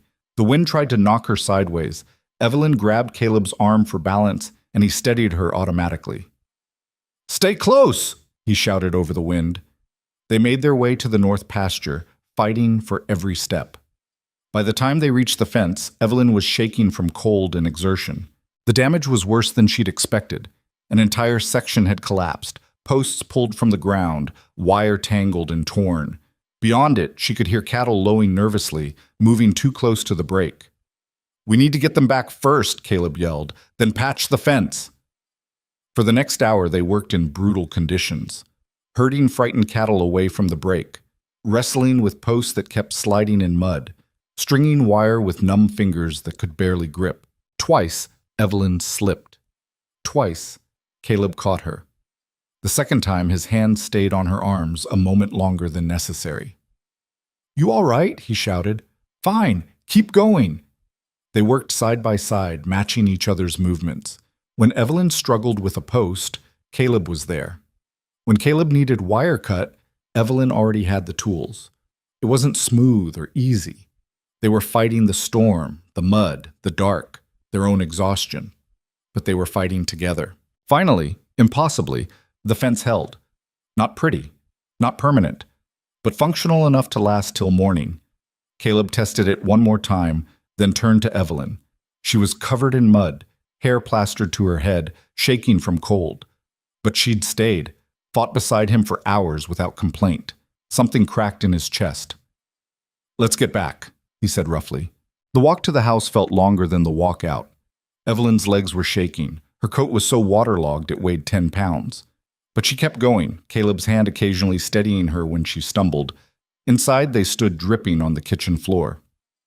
"You need to get out of those wet clothes," Caleb said. "I'll start a fire." Evelyn nodded numbly and made her way to her room. Getting undressed with frozen fingers was an ordeal. She managed eventually, wrapped herself in the blanket from her bed, and returned to the kitchen where Caleb had already coaxed flames from the stove. He'd changed into dry clothes and was making coffee. "Sit," he ordered. Evelyn sat. He handed her a cup of steaming coffee, so hot it almost burned her hands. She wrapped them around it gratefully. Caleb sat across from her, his own cup untouched. "You didn't have to do that," he said. "Yes, I did." "Evelyn, I'm not Margaret." The words came out sharper than she intended. "I don't know how many times I have to prove it, but I will keep proving it as long as necessary. I'm here, Caleb. I'm staying, even when it's hard, especially when it's hard." His throat worked. "Why?" "Because this is my home now. Because those are my cattle, too, technically. Because—" She stopped herself. "Because what?" "Because I'm falling for you, you stubborn, broken, infuriating man." But she couldn't say that. Not yet. Maybe not ever. "Because it's the right thing to do," she finished. Caleb studied her for a long moment. His eyes held something she couldn't quite read. Gratitude, maybe. Or fear. Or hope. "You're tougher than you look, Evelyn Boone. Don't sound so surprised." "I'm not. Not anymore." They sat in silence, drinking coffee, listening to the storm rage outside. And for the first time since arriving at this isolated ranch, Evelyn didn't feel alone. Neither of them did. The morning after the storm dawned clear and cold, like the weather was apologizing for its tantrum. Evelyn woke with every muscle screaming in protest. Her shoulders ached. Her hands were covered in small cuts and scrapes. Her back felt like someone had beaten it with a board. Worth it, though. She dragged herself out of bed and found Caleb already in the kitchen, moving just as stiffly as she felt. He had a bruise darkening along his jaw that she didn't remember from last night. "Coffee's ready," he said, not quite meeting her eyes. "Thank you." They sat across from each other, both too sore to pretend otherwise. Caleb kept flexing his right hand like it hurt. Evelyn noticed his knuckles were split and bleeding. "Let me see that," she said. "It's fine." "Caleb." He sighed and extended his hand. The knuckles were definitely split, dirt still embedded in the wounds. Evelyn got up, ignoring her protesting muscles, and retrieved the small medicine kit she'd found in the pantry weeks ago. She dampened a clean cloth and started carefully cleaning his hand. Caleb sat very still, watching her work. "This is going to sting," she warned, reaching for the bottle of alcohol. "I've had worse." She dabbed the alcohol on. He didn't flinch, but his jaw tightened. "You should have said something last night," Evelyn murmured, wrapping the knuckles with clean strips of cloth. "Had other priorities." "Like what?" "Making sure you didn't catch pneumonia from standing in freezing rain for 2 hours." Evelyn's hands stilled. She looked up and found him watching her with an expression that made her heart skip. "I'm fine," she said. "You were shaking so hard I thought your teeth would crack." "So were you." "I'm used to it." "That doesn't make it better." Caleb's mouth twitched. "You gonna lecture me about taking care of myself?" "Someone should." "And you're volunteering?" "Apparently." She finished wrapping his hand, her fingers lingering a moment longer than strictly necessary. Caleb's other hand came up, almost touching hers, then pulled back. "Thank you," he said quietly. "You're welcome." The moment stretched between them, fragile and charged. Then Caleb cleared his throat and stood. "I need to check on that fence. Make sure it held through the night." "I'll come with you." "Evelyn, you can barely move." "Neither can you." "I'm not the one who spent yesterday learning fence repair in a thunderstorm." "No, you're just the one who's been doing it for years with no help and probably has permanent damage to your back because of it." He stared at her. "How did you—" "I've seen how you stand up in the mornings, Caleb. The way you stretch before doing heavy work. You hide it well, but not well enough." Something flickered across his face, surprise maybe that she'd noticed, that she'd paid attention. "It's not that bad," he said. "Liar." "Fine, it's that bad. Still my problem to deal with." "Or," Evelyn said, "you could let someone help you for once in your life instead of being stubborn about everything." "I'm not stubborn." She just looked at him. Caleb's lips twitched again. "All right. Maybe a little stubborn." "A little?" "Don't push your luck, Mrs. Boone." But there was warmth in his voice that hadn't been there before. Something that felt almost like affection. They rode out together on Dolly. Evelyn had gotten good enough that Caleb trusted her on the gentler horse alone. The black gelding, whose name turned out to be Storm, lived up to his reputation by trying to bite Caleb's shoulder twice before they even left the yard. "He's always like this?" Evelyn asked. "Worse on Mondays." "How can you tell it's Monday?" "He's extra opinionated." Despite everything, Evelyn laughed. The sound surprised both of them. Caleb glanced at her, something soft in his expression. "You should do that more." "What, laugh at your terrible jokes about temperamental horses?" "Just laugh in general. Haven't had much reason to lately." "Yeah," Caleb said quietly. "I know. I'm sorry about that." Evelyn's chest tightened. "You're trying now. That's what matters." They reached the fence line to find it still standing, barely. In daylight, their repair work looked even more precarious than it had felt in the storm. Wire twisted at odd angles. Posts leaned like drunks. But it was holding. "We'll need to redo this properly," Caleb said, dismounting. "But it'll last a few more days." "I'll help." "You don't have to." "I know, I want to." He studied her for a moment, then nodded. "All right. But we do it during the day this time, in reasonable weather, while I can actually see what I'm doing." "Agreed." They spent the next hour reinforcing the worst spots, working in comfortable silence. Evelyn was getting better at anticipating what Caleb needed, handing him tools before he asked, holding wire taut while he secured it, steadying posts while he drove them deeper. Teamwork. Partnership. The thing they'd agreed to from the beginning, but were only now actually achieving. When they finished, Caleb stood back and surveyed their work with something like satisfaction. "Not bad," he said. "High praise from you." "I mean it. You've got good instincts for this." "Thanks. Though I suspect good instincts mostly means I'm willing to get dirty and don't complain when things are hard." "That's more than most people manage." There was weight behind those words. Evelyn thought about Margaret, who'd left when things got difficult. About the loneliness Caleb had been living with for years. About how hard it must be for him to trust that someone would stay. "I meant what I said last night," she told him. "I'm not going anywhere." Caleb's throat worked. "I'm starting to believe that." Good. They rode back as the sun climbed higher, burning off the last remnants of storm clouds. The land looked washed clean, everything sharper and brighter. Evelyn breathed in the smell of wet earth and sage, feeling something settle in her chest. This was home. Actually, genuinely home. Not because the house was fancy or the work was easy or even because she had any particular love for ranching, but because for the first time in her life she felt like she belonged somewhere, like she mattered to someone. That afternoon, Danny showed up looking worried. "Mr. Boone, got a problem. The Miller Ranch is selling off stock cheap. Sickness went through their herd and they're trying to cut losses. Half the ranchers in the county are heading over there this afternoon to see what they can buy." Caleb's expression darkened. "How cheap?" "Real cheap, maybe half what you'd normally pay." "What kind of sickness?" "Don't know for sure, some kind of fever, I heard." Caleb was quiet for a moment, thinking. Evelyn could see him calculating, the risk versus the potential gain. Good breeding stock at half price could transform the ranch, but sick cattle could destroy it. "I should go look," he said finally. "Even if I don't buy, I should know what's circulating. Don't want it spreading to our herd." "You want me to come with?" Danny asked. "No, stay here. Keep an eye on the north fence." Caleb glanced at Evelyn. "I'll be back by evening." "Be careful." Something passed between them. A shared look that felt more intimate than words. "Always am," Caleb said, and left.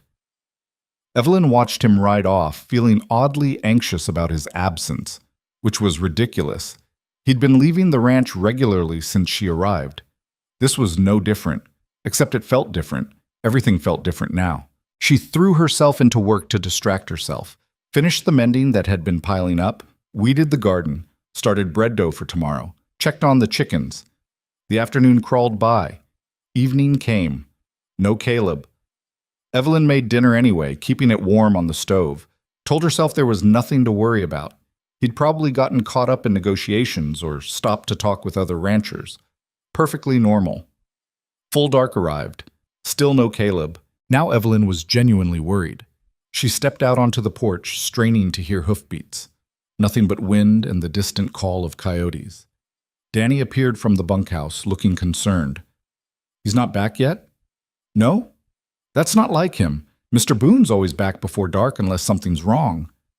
Evelyn's stomach clenched. Should we go look for him? In the dark? We'd never find him. Better to wait till first light. What if he's hurt? Then him being hurt in the dark with us lost trying to find him doesn't help anybody. Danny's young face was serious. I know it's hard, ma'am, but waiting's the right call. Evelyn wanted to argue, wanted to saddle Dolly and ride out searching, but Danny was right. She'd get lost, probably hurt herself, and make everything worse. All right, she said, but if he's not back by dawn... By dawn? I'll ride out myself, I promise. Danny went back to the bunkhouse. Evelyn stood on the porch a while longer, staring into darkness, before finally going inside. She tried to read. Couldn't focus. Tried to sleep.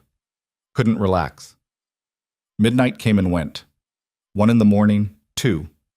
Evelyn was sitting at the kitchen table, pointlessly reorganizing the salt and pepper shakers for the 3rd time when she heard it. Hoofbeats.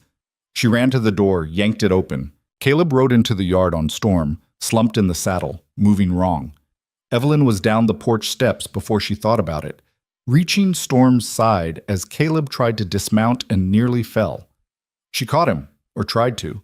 He was too heavy for her to hold up, but she managed to slow his fall so he landed sitting instead of sprawling. What happened? She demanded. I'm fine. You are absolutely not fine. You can barely sit upright. Just tired. Caleb, his horse threw me on his way back, spooked at something in the dark. I landed wrong. Evelyn's heart stopped. Where? Where did you land? Left side, ribs mostly. She helped him stand. He moved like every breath hurt and got him into the house. He collapsed into a kitchen chair, face pale with pain. Let me see, Evelyn said. It's not, let me see, or I'm riding into town right now to get the doctor. Caleb sighed and carefully unbuttoned his shirt. The bruising was spectacular. His entire left side was mottled purple and black, already swelling. Evelyn touched it gently and he hissed. Ribs are probably cracked, she said. Maybe broken. Yeah. Why didn't you go to the doctor in town? Because I needed to get home. Caleb, I needed to get home to you, he said quietly. In case you were worried. The words hit her square in the chest. Of course I was worried, you idiot. You were supposed to be back hours ago. I know. I'm sorry. Evelyn blinked back sudden tears. Don't apologize. Just let me help you. She cleaned the scrapes on his hands and arms where he'd hit the ground, got him water and the bottle of whiskey she'd found in the pantry, for medicinal purposes, she told herself, made him drink enough to take the edge off the pain. Then she helped him to his room. He moved like an old man, every step carefully measured. Getting him onto the bed was an ordeal that left both of them breathing hard. You should probably wrap the ribs, Caleb said. Tight, so they don't shift. I don't know how. I'll talk you through it. So at 2:30 in the morning, Evelyn found herself wrapping strips of cloth around Caleb's torso while he gave terse instructions, both of them trying to ignore the intimacy of the situation. Tighter. I don't want to hurt you. It's going to hurt either way. At least this way I can breathe tomorrow. She pulled the cloth tighter, watching his face for signs she was making it worse. Good, he said. Now tie it off. She did, her fingers fumbling with the knot. When she finished, Caleb leaned back against the pillows, eyes closed. Thank you, he said. You're welcome. Evelyn started to leave. Wait! She turned. Caleb was looking at her with an expression she couldn't quite read. I'm glad you were here, he said. I'm glad you stayed. Evelyn's throat tightened. Where else would I be? A lot of places. Better places, probably. There's nowhere I'd rather be. The words hung in the air between them. Caleb's hand moved slightly, like he might reach for her, then stopped.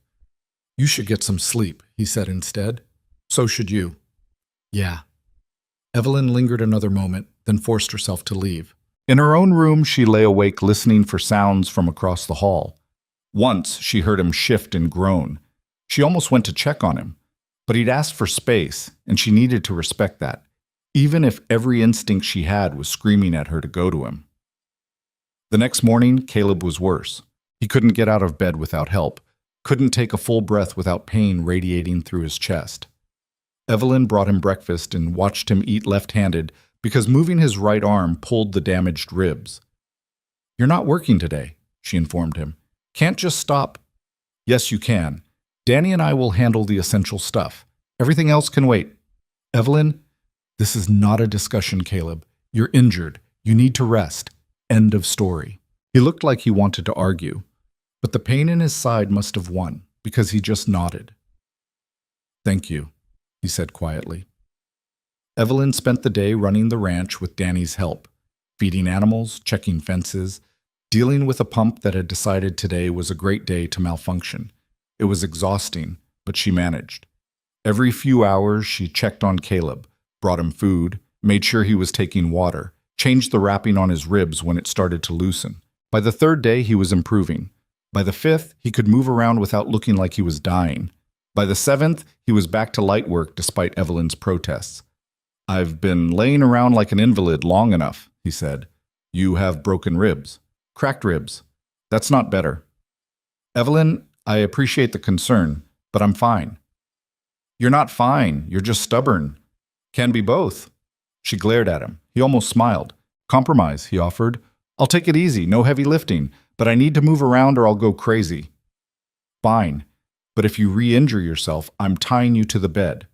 Caleb's eyebrows rose. His ears went red. Evelyn realized what she'd said. Her own face flamed. "I meant, for medical purposes, to keep you from—" "I know what you meant." "Right. Yes, obviously." They stared at each other, both thoroughly embarrassed. Then Caleb laughed. It was the first time Evelyn had heard him really laugh. Not just a huff of amusement, but an actual, genuine laugh. It transformed his whole face, made him look years younger, almost boyish. "You should do that more," Evelyn said softly. "What, embarrass myself?"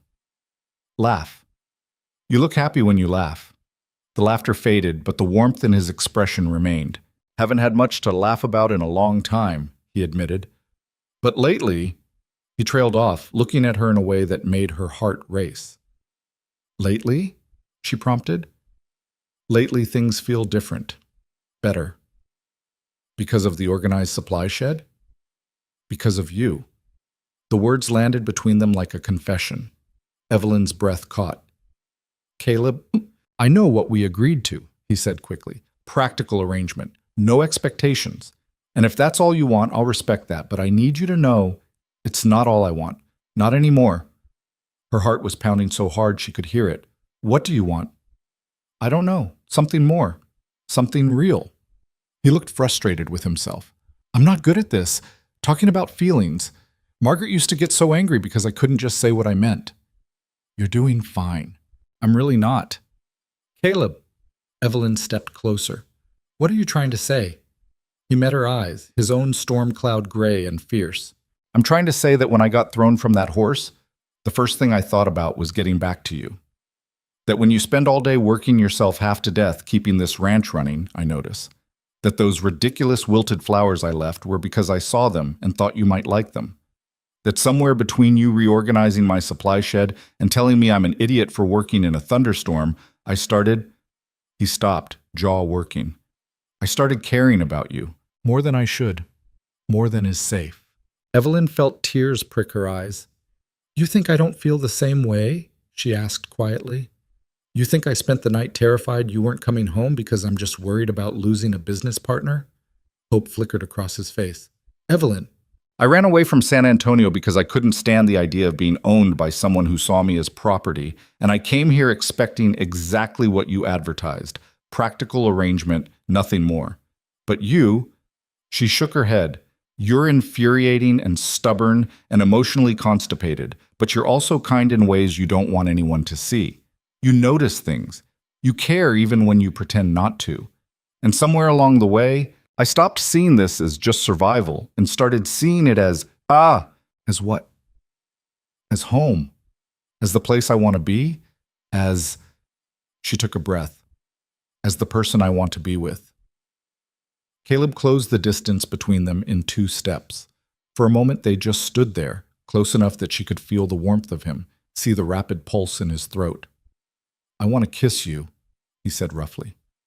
"But I want to make sure you want that too." That I'm not pushing. Evelyn grabbed his shirt and pulled him down.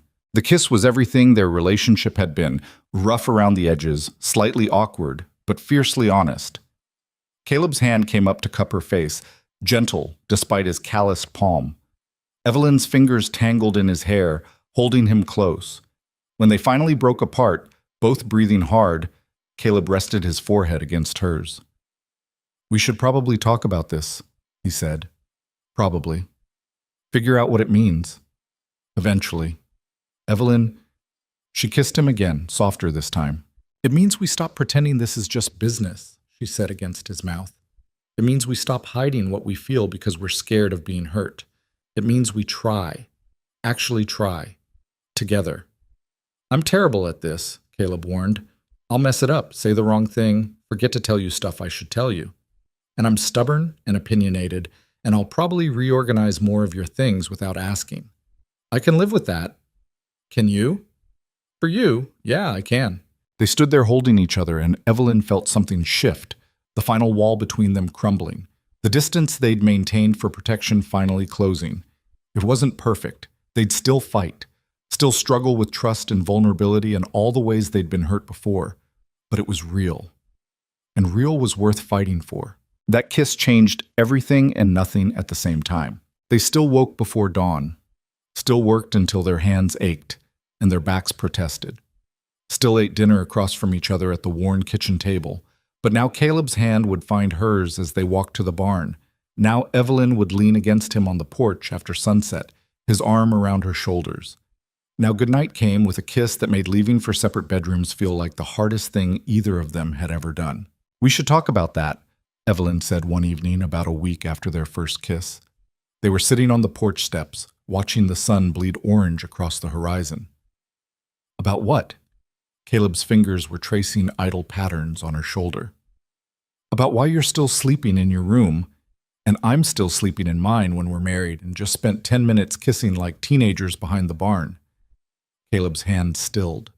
"I didn't want to assume." "Assume what?" "That you wanted more than kissing." Evelyn turned to look at him. "Do you want more than kissing?"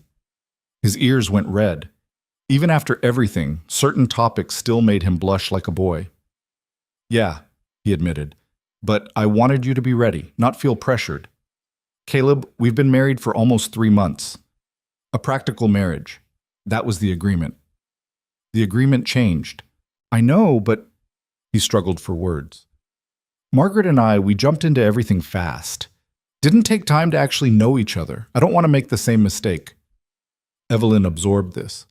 "So you're being careful, trying to, probably doing it wrong." "You're not doing it wrong. You're being thoughtful. But Caleb?" She waited until he met her eyes. "I'm not Margaret, and what we have isn't what you had with her. You can't keep comparing." "I know that. In my head, I know that. But sometimes you get scared that I'll leave too." "Yeah." Evelyn took his hand, lacing their fingers together. "I need you to hear me. Really hear me. I left San Antonio with $3 and desperation. I came here because I had nowhere else to go. But I'm staying because I want to. Because this ranch, this life, you're what I choose. Not because I'm trapped, but because I'm free here in ways I've never been free anywhere else." Caleb's throat worked. "You mean that?" "Every word." He kissed her then, deep and thorough, his hand tangling in her hair. When they broke apart, both breathing hard, his forehead rested against hers. "Stay with me tonight," he said. "Not in your room. In mine. Took you long enough to ask." "Evelyn?" "Yes." The answer is yes. That night, Evelyn discovered that Caleb's room was almost as sparse as hers. A larger bed, a dresser with all its knobs intact, a window that looked east toward the sunrise.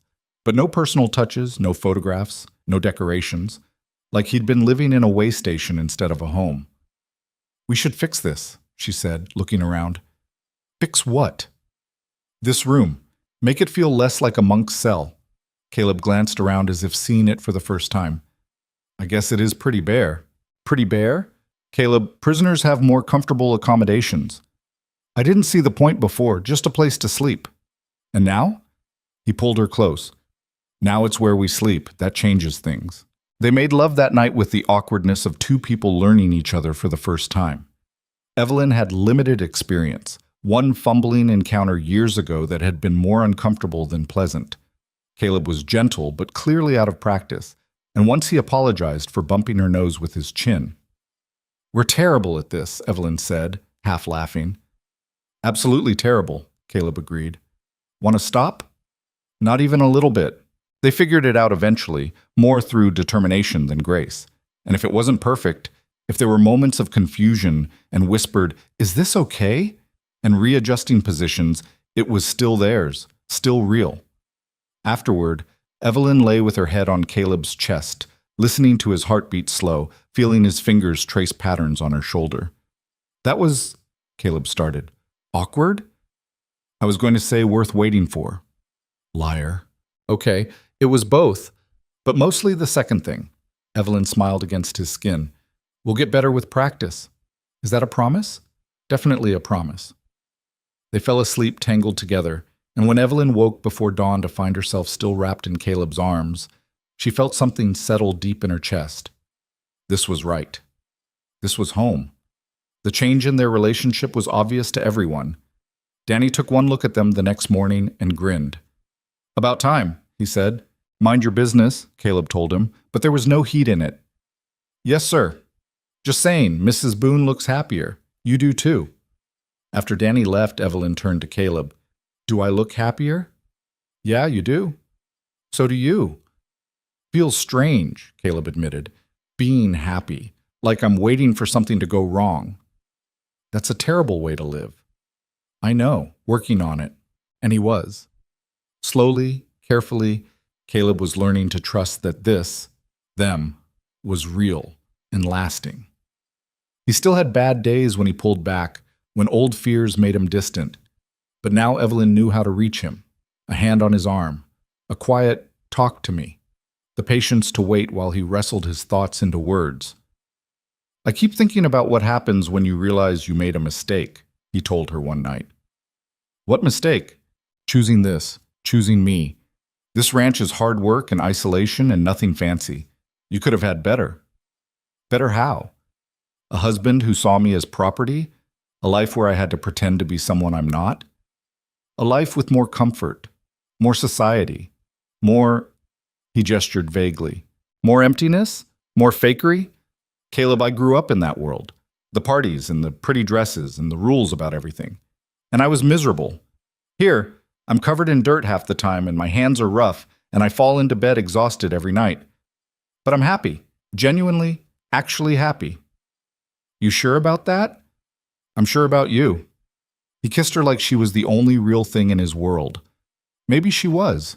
3 weeks after they'd stopped pretending their marriage was just practical, Evelyn found something that changed everything. She'd been going through her mother's things, the few items she'd managed to smuggle out of San Antonio. A photograph, a handkerchief with embroidered flowers, and a small wooden box she hadn't opened in years. Inside was a carved bird, a sparrow, wings spread like it was mid-flight. Her mother had kept it on her dresser, said it reminded her that even small things could be strong enough to soar.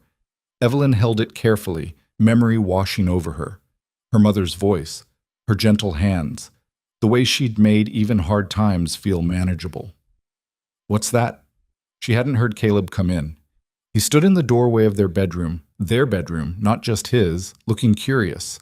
"Something my mother had. A carved sparrow. I'd forgotten I packed it." Caleb moved closer, studying the small figure. "It's beautiful.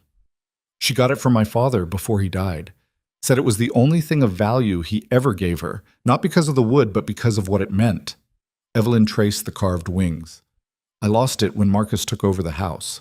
Thought it was gone forever. But I found it in her jewelry box the night before I left and grabbed it." "Your stepfather sounds like a real piece of work." "That's putting it mildly." Evelyn set the sparrow down carefully.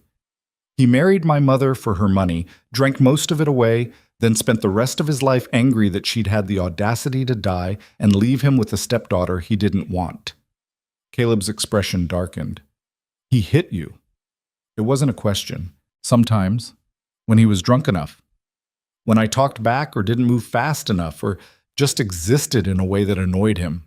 She touched her cheek where the bruise had been. This was from the night I refused to marry Horace. Marcus said I was ungrateful, said he'd found me a good match and I was throwing it away out of stubbornness. Good match, Caleb said flatly. Horace Drummond, 47 years old, owns the largest bank in San Antonio, on his third wife. The first two died under mysterious circumstances that everyone whispers about, but nobody investigates because he's rich and connected. Evelyn's hands clenched. Marcus didn't care, just saw the money and the social elevation. I told him I'd rather die, and he said that could be arranged. Caleb pulled her close, his arms tight around her. You're safe here. He can't touch you. I know. If he comes looking, he won't. Marcus is lazy. He wanted me married off so he didn't have to deal with me anymore. Now that I'm gone, he's probably relieved.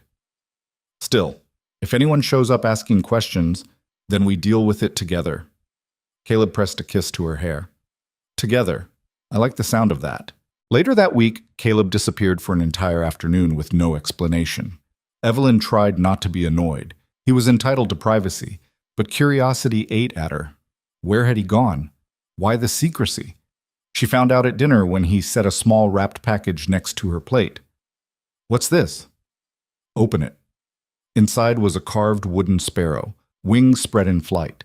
Not identical to her mother's, the style was rougher, more raw, but clearly made with care. Evelyn's throat tightened. You made this? Tried to. I'm not much of a carver. Danny's grandfather does woodwork, and he gave me some pointers. Took me 6 tries to get one that didn't look like a deformed chicken. Caleb, you said you lost yours. I can't replace it, but I thought maybe... He trailed off, looking uncertain. If you don't like it, that's fine. I can... Evelyn kissed him, hard and fierce. The wooden bird pressed between their palms. I love it, she said when they broke apart. I love it, and I love you for making it. Caleb went very still. What did you just say? Evelyn's heart hammered. She hadn't meant to say it, not yet, not like this, but it was out now and she couldn't take it back. Didn't want to take it back. I said I love you. I know we're still figuring this out, and I know you're not ready to hear it, and I don't expect you to say it back, but I love you too. Now it was Evelyn's turn to freeze. What? I love you. Have for a while now. Maybe since you told me my organizational system was chaos. Maybe since you fought beside me in that storm. Maybe since the first moment you stood up to me instead of backing down. He cupped her face in his rough hands. I'm terrible at saying it, worse at showing it. But Evelyn, you're the best thing that's ever happened to me, and I'm grateful every single day that you answered that stupid advertisement. Evelyn felt tears spill over. You're not terrible at showing it. The flowers, the water outside my door, fixing things before I notice they're broken, this... She held up the carved sparrow. You show it all the time. You just don't use words. I should use words more. You should. But I'm learning to speak your language too. They made love that night with new urgency, new tenderness. Whispered, I love you, between kisses, learning the shape of the words in each other's mouths. Afterward, Evelyn set the wooden sparrow on the dresser next to her mother's, the 2 birds side by side. Perfect, she said. Caleb pulled her back to bed. Yeah, it really is. The next morning brought trouble in the form of a visitor. Evelyn was in the garden pulling weeds when she heard hoofbeats. Not Caleb. He'd ridden out an hour ago to check the water pump. Not Danny. Different rhythm. She stood, shading her eyes, and saw a rider approaching. Well-dressed, expensive horse. The kind of person who didn't belong on a working ranch. Her stomach clenched. The man pulled up near the house, dismounted with the ease of someone who'd grown up riding. He was middle-aged, clean-shaven, wearing a suit that probably cost more than the ranch made in a month. Help you? Evelyn asked, keeping her voice neutral. The man turned, and recognition slammed into her. Thomas Whitfield, Marcus's business partner, the man who'd witnessed her engagement to Horace Drummond. Miss Mercer, he said, smiling. Or should I say Mrs. Boone? I have to admit, I'm impressed. Running away to become a rancher's wife, very dramatic. Evelyn's heart was racing, but she kept her expression calm. Mr. Whitfield, what are you doing here? Marcus sent me. He wants you to come home. This is my home. Is it? Because from where I'm standing, it looks like you're playing pretend on a failing ranch in the middle of nowhere. He glanced around with obvious disdain. Surely you can't prefer this to the life you had. The life I had was a cage. This is freedom. Freedom to do what? Break your back working land that'll never yield anything worthwhile. Marcus told me about your husband, Caleb Boone, a rancher who can barely keep his own property afloat, who drove away his first wife, who advertised for a replacement like he was buying livestock. You don't know anything about him. I know he's not your equal. You're educated, cultured, raised in society, and you're wasting yourself here. I'm not wasted. I'm happy. Whitfield's expression hardened.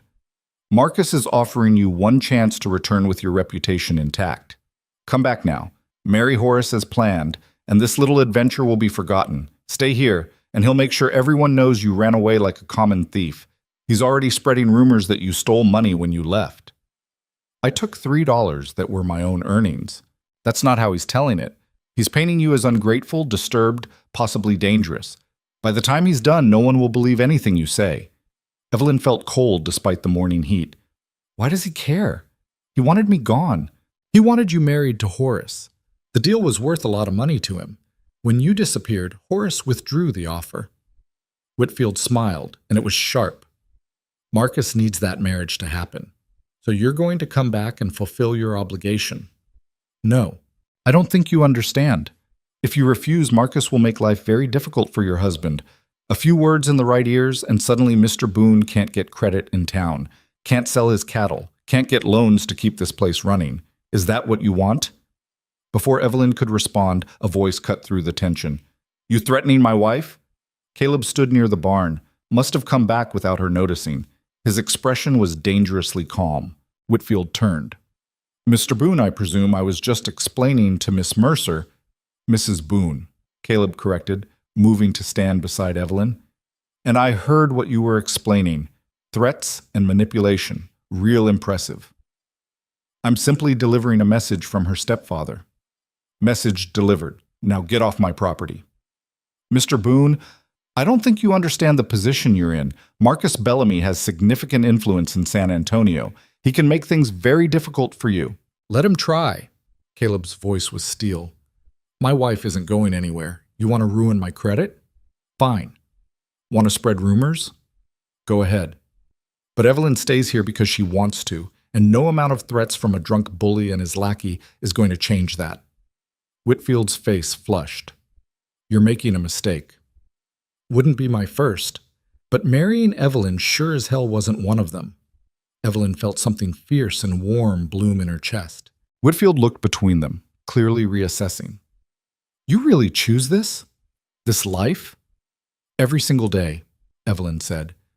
Then you're a fool. He mounted his horse. Marcus won't give up easily. This isn't over. Yeah, it is, Caleb said. And if he sends anyone else, they'll get the same answer. Now get out. Whitfield rode off, dust rising behind his expensive horse. When he was gone, Evelyn turned to Caleb. He meant those threats. Marcus has connections. He could actually hurt the ranch. I know. You're not worried? I'm furious, but not worried. Caleb took her hand. I've lost everything before. Built it back up from nothing. If he wants to try and break me, let him. He'll find out I'm harder to break than I look. We both are. Yeah, we are. Danny came running from the bunkhouse. Everything okay? I saw that fancy rider leave looking angry. Everything's fine, Caleb said. But Danny, if anyone comes asking about Evelyn or me, you don't know anything. Got it? Yes, sir. What's going on? Trouble from her past trying to become trouble in our present. But we're handling it. Danny nodded seriously. I got your back, Mr. Boone. Both of you. After he left, Evelyn sagged against Caleb. What if Marcus actually does come after us? Then we deal with it. Together. Same as everything else. He tipped her chin up. I meant what I said. You're not going anywhere. This is your home. I'm your home. And I'll fight anyone who tries to take that away from you. Even if it costs you the ranch? The ranch is just land and cattle. You're what matters. Evelyn kissed him, hard and desperate and grateful. When they broke apart, Caleb rested his forehead against hers. We should get married again, he said. We're already married. I mean properly. in front of people. Make it so official that no one can question it. Marcus can't claim you're not really my wife if the whole town watched us exchange vows. You want a real wedding? I want everyone to know you chose me, chose this, that it's real. Evelyn's eyes burned. Okay, yes, let's do that. Yeah? Yeah, let's get married, Caleb Boone, for real this time, with witnesses and vows and everything we didn't have the first time. He kissed her again, softer now. I love you. I love you too. They stood there holding each other while the sun climbed higher and the ranch hummed with life around them. Two people who'd found each other in desperation and built something worth fighting for. Whatever came next, Marcus's threats, the ranch's struggles, the hard work of making a life together, they'd face it side by side. And that made all the difference. The wedding was set for 3 weeks out, which gave Marcus Bellamy exactly enough time to make his next move. It came in the form of a letter delivered by the town postmaster, who looked uncomfortable handing it over. Mrs. Boone, this came for you. From San Antonio. The man who brought it said it was urgent. Evelyn's hands trembled as she took the envelope. Heavy paper, Marcus's distinctive scrawl across the front. She waited until she was alone in the kitchen before opening it.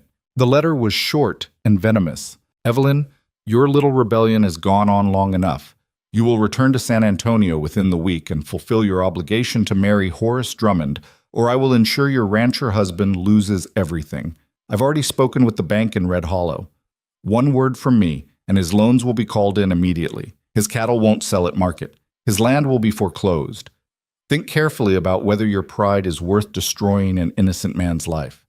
You have 7 days. Marcus. Evelyn read it twice, rage and fear warring in her chest. Caleb found her an hour later, still sitting at the table, the letter clutched in her hand. What's wrong? She handed him the letter without speaking. His expression darkened as he read. When he finished, he set it down carefully, like it might explode. He's bluffing. Is he? You said yourself the ranch is barely holding on financially. If the bank calls in your loans, let them. I'll figure something out. Caleb, you could lose everything. I've lost everything before. I survived. This is different. This is because of me. No. Caleb's voice was hard. This is because your stepfather is a controlling bastard who can't stand that you escaped. Don't you dare take responsibility for his actions. But if I just went back... Stop. Caleb grabbed her shoulders, forcing her to meet his eyes. You're not going back. I don't care what he threatens. I don't care if I lose the ranch, the cattle, everything I've built. You are not going back to that life. You don't mean that. I absolutely mean it. Evelyn, this land is just dirt. Those cattle are just animals, but you... His voice cracked slightly. You're the only thing that actually matters. If choosing you means losing everything else, then that's the easiest choice I've ever made. Evelyn felt tears spill over. I can't let you sacrifice everything for me. You're not letting me do anything. I'm choosing this, choosing you. Same way you chose me when you could have had an easier life anywhere else. There's no easier life without you in it. Caleb pulled her close, holding her tight. Then we fight. Together. And whatever happens, we handle it together. But fighting Marcus Bellamy turned out to be more complicated than either of them anticipated. 3 days later, the banker from Red Hollow rode out to the ranch. His name was Edward Porter, a thin man with nervous hands and a weak chin. Mr. Boone, I'm afraid I have some difficult news. They were standing in the yard, Evelyn beside Caleb, Danny hovering nearby, pretending to work on a bridle. Let me guess, Caleb said. Marcus Bellamy got to you. Porter shifted uncomfortably. Mr. Bellamy has made some concerning allegations about your financial situation. He claims you're operating under false pretenses, that your marriage to Miss Mercer was... Mrs. Boone, Evelyn interrupted. My name is Mrs. Boone. Yes, well, he claims the marriage was a sham to defraud creditors, that you, Mr. Boone, married her to access her family money. Caleb laughed, short and bitter. What family money? She arrived here with $3 and a carpet bag. That's not what Mr. Bellamy says. He claims Mrs. Boone stole a significant sum when she left San Antonio. He's lying. Perhaps. But the bank has to investigate these allegations. Until we can verify the legitimacy of your marriage and your financial standing, I'm afraid we have to freeze your credit line. You're calling in my loans. Not calling them in, just freezing new extensions until this is resolved. Which means I can't buy feed, can't make repairs, can't operate. Porter looked miserable. I'm sorry, Mr. Boone. My hands are tied. If it were up to me, but it's not up to you. It's up to Marcus Bellamy and whatever lies he's feeding you. I have to follow procedure. I'm sure this will all be cleared up quickly. After Porter left, Caleb stood staring at the horizon, jaw tight. How bad is this? Evelyn asked quietly. Bad. I've got enough saved to last maybe 6 weeks if we're careful. After that, he didn't finish. There has to be something we can do. There is, Danny spoke up from where he'd been listening. You could sell some of the cattle early. Won't get top price, but it'd be cash in hand. I need those cattle for breeding stock. Sell them now, and I'm crippling the ranch long term. Better than losing it completely, Evelyn said. Caleb looked at her, something broken in his expression. I'm sorry. I should have been more careful. Should have built up more reserves. Stop. This isn't your fault. Feels like it is. That evening, they sat on the porch as the sun set, both lost in thought. Evelyn kept turning the problem over in her mind, looking for solutions that didn't exist. I could go back, she said finally. No. Just to talk to Marcus. Explain that there's no money to steal, that threatening you won't. Evelyn, no, we're not negotiating with him. Then what's your plan? Hope this resolves itself? My plan is to work harder, sell what I have to sell, make it through the next few months and prove to the bank that Bellamy's a liar. And if that's not enough? Caleb's hand found hers in the darkness. Then we start over somewhere else. You'd leave the ranch? I'd leave anything for you. I thought I made that clear. Evelyn leaned her head on his shoulder, feeling the weight of everything pressing down. This wasn't how it was supposed to go. They were supposed to get married properly, build their life together, make the ranch thrive, not fight off threats from her past while scrambling to survive. I hate him, she said quietly. I've never hated anyone before, but I hate Marcus Bellamy. That's fair. He's extremely hateable. Despite everything, she almost smiled. What are we going to do? What we always do. Wake up tomorrow and keep going. The next day brought an unexpected ally. Judge Hendricks rode out to the ranch mid-morning, which was unusual enough that both Caleb and Evelyn stopped working to meet him. Judge, Caleb said warily, what brings you out here? Heard about your trouble with the bank. Wanted to see if the rumors were true. Depends on what you heard. That Marcus Bellamy is trying to force your wife back to San Antonio by destroying your livelihood. That about sums it up. Hendricks dismounted, studying them both. I married you too. Quick ceremony, no frills, and I remember thinking it wouldn't last a month. But I've been hearing things from town, how you're fixing up the ranch, how Mrs. Boone handles herself in Red Hollow with dignity, how you two work side by side like actual partners. We are partners, Evelyn said. Evelyn. That's what I figured, which is why I'm here. The judge pulled a folded document from his coat. This is a sworn affidavit about your marriage. Date, witnesses, legal status. I'm willing to testify that the marriage is legitimate and was conducted properly under Texas law. Should help counter whatever lies Bellamy is spreading. Caleb took the document, something like hope flickering across his face. Why would you do this? Because I don't like bullies. And because despite my initial doubts, I think you two might actually make it. Hendricks smiled slightly. Also, Mrs. Patterson at the courthouse has a betting pool going about whether your marriage will last. I've got money riding on you making it past a year. Evelyn couldn't help but laugh. How much? $5, which is significant when you're a judge in Red Hollow. We'll try not to let you down. See that you don't. Hendricks tipped his hat. And Mrs. Boone? About that wedding you're planning. If you need someone to officiate properly this time, I'd be honored. Thank you, Judge. That means more than you know. After he left, Caleb held the affidavit like it was made of gold. This helps, he said. It's not everything, but it helps. Maybe we should move the wedding up, Evelyn suggested. Have it soon before Marcus can cause more trouble. Get the whole town to witness it, so there's no question. You want to rush it? I want to prove we're real, that what we have isn't something he can break or buy or threaten away. Caleb pulled her close. All right, let's do it. This weekend. Small ceremony, whole town invited, and we'll show everyone exactly what Marcus Bellamy is up against. News of the wedding spread through Red Hollow like wildfire. By Thursday, the entire town knew. By Friday, people were taking sides. Mrs. Patterson from the courthouse came by with a wedding gift, a set of embroidered pillowcases. My mother made these, wanted you to have them. The general store owner, Mr. Chen, quietly told Caleb his credit was good regardless of what the bank said. I know you're honorable. That's enough for me. Even some of the other ranchers stopped by, offering support or advice, or just their presence. But not everyone was supportive. Saturday morning, the day of the wedding, brought Marcus Bellamy himself. Evelyn was getting dressed when she heard shouting from the yard. She ran to the window and saw him, older than she remembered, heavier, face red with anger. Caleb stood between Marcus and the house, and even from a distance, Evelyn could see the tension in his shoulders. She grabbed her shawl and ran outside, Danny close behind her. Don't care what legal nonsense you've cooked up, Marcus was saying. She's coming back with me. No, she's not, Caleb said, his voice dangerously calm. She's my stepdaughter. She's my responsibility. She's 24 years old and married. Your responsibility ended the day she left San Antonio. Marcus's eyes found Evelyn. There you are. Get your things. We're leaving. I'm not going anywhere with you. Yes, you are.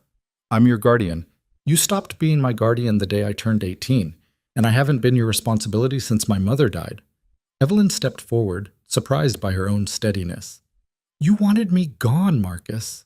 You said it yourself. I was a burden, an inconvenience, something to be sold off to the highest bidder.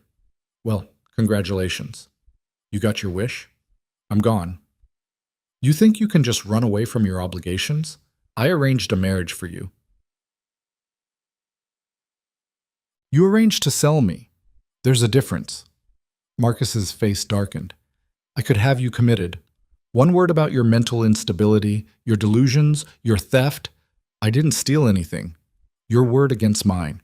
And who do you think people will believe? A respected businessman or a hysterical girl? They'll believe her, a voice said from behind them. Judge Hendricks stood there, along with Mrs. Patterson, Mr. Chen, and at least a dozen other townspeople. More were gathering, drawn by the commotion. What is this? Marcus demanded. This is a community, Hendricks said.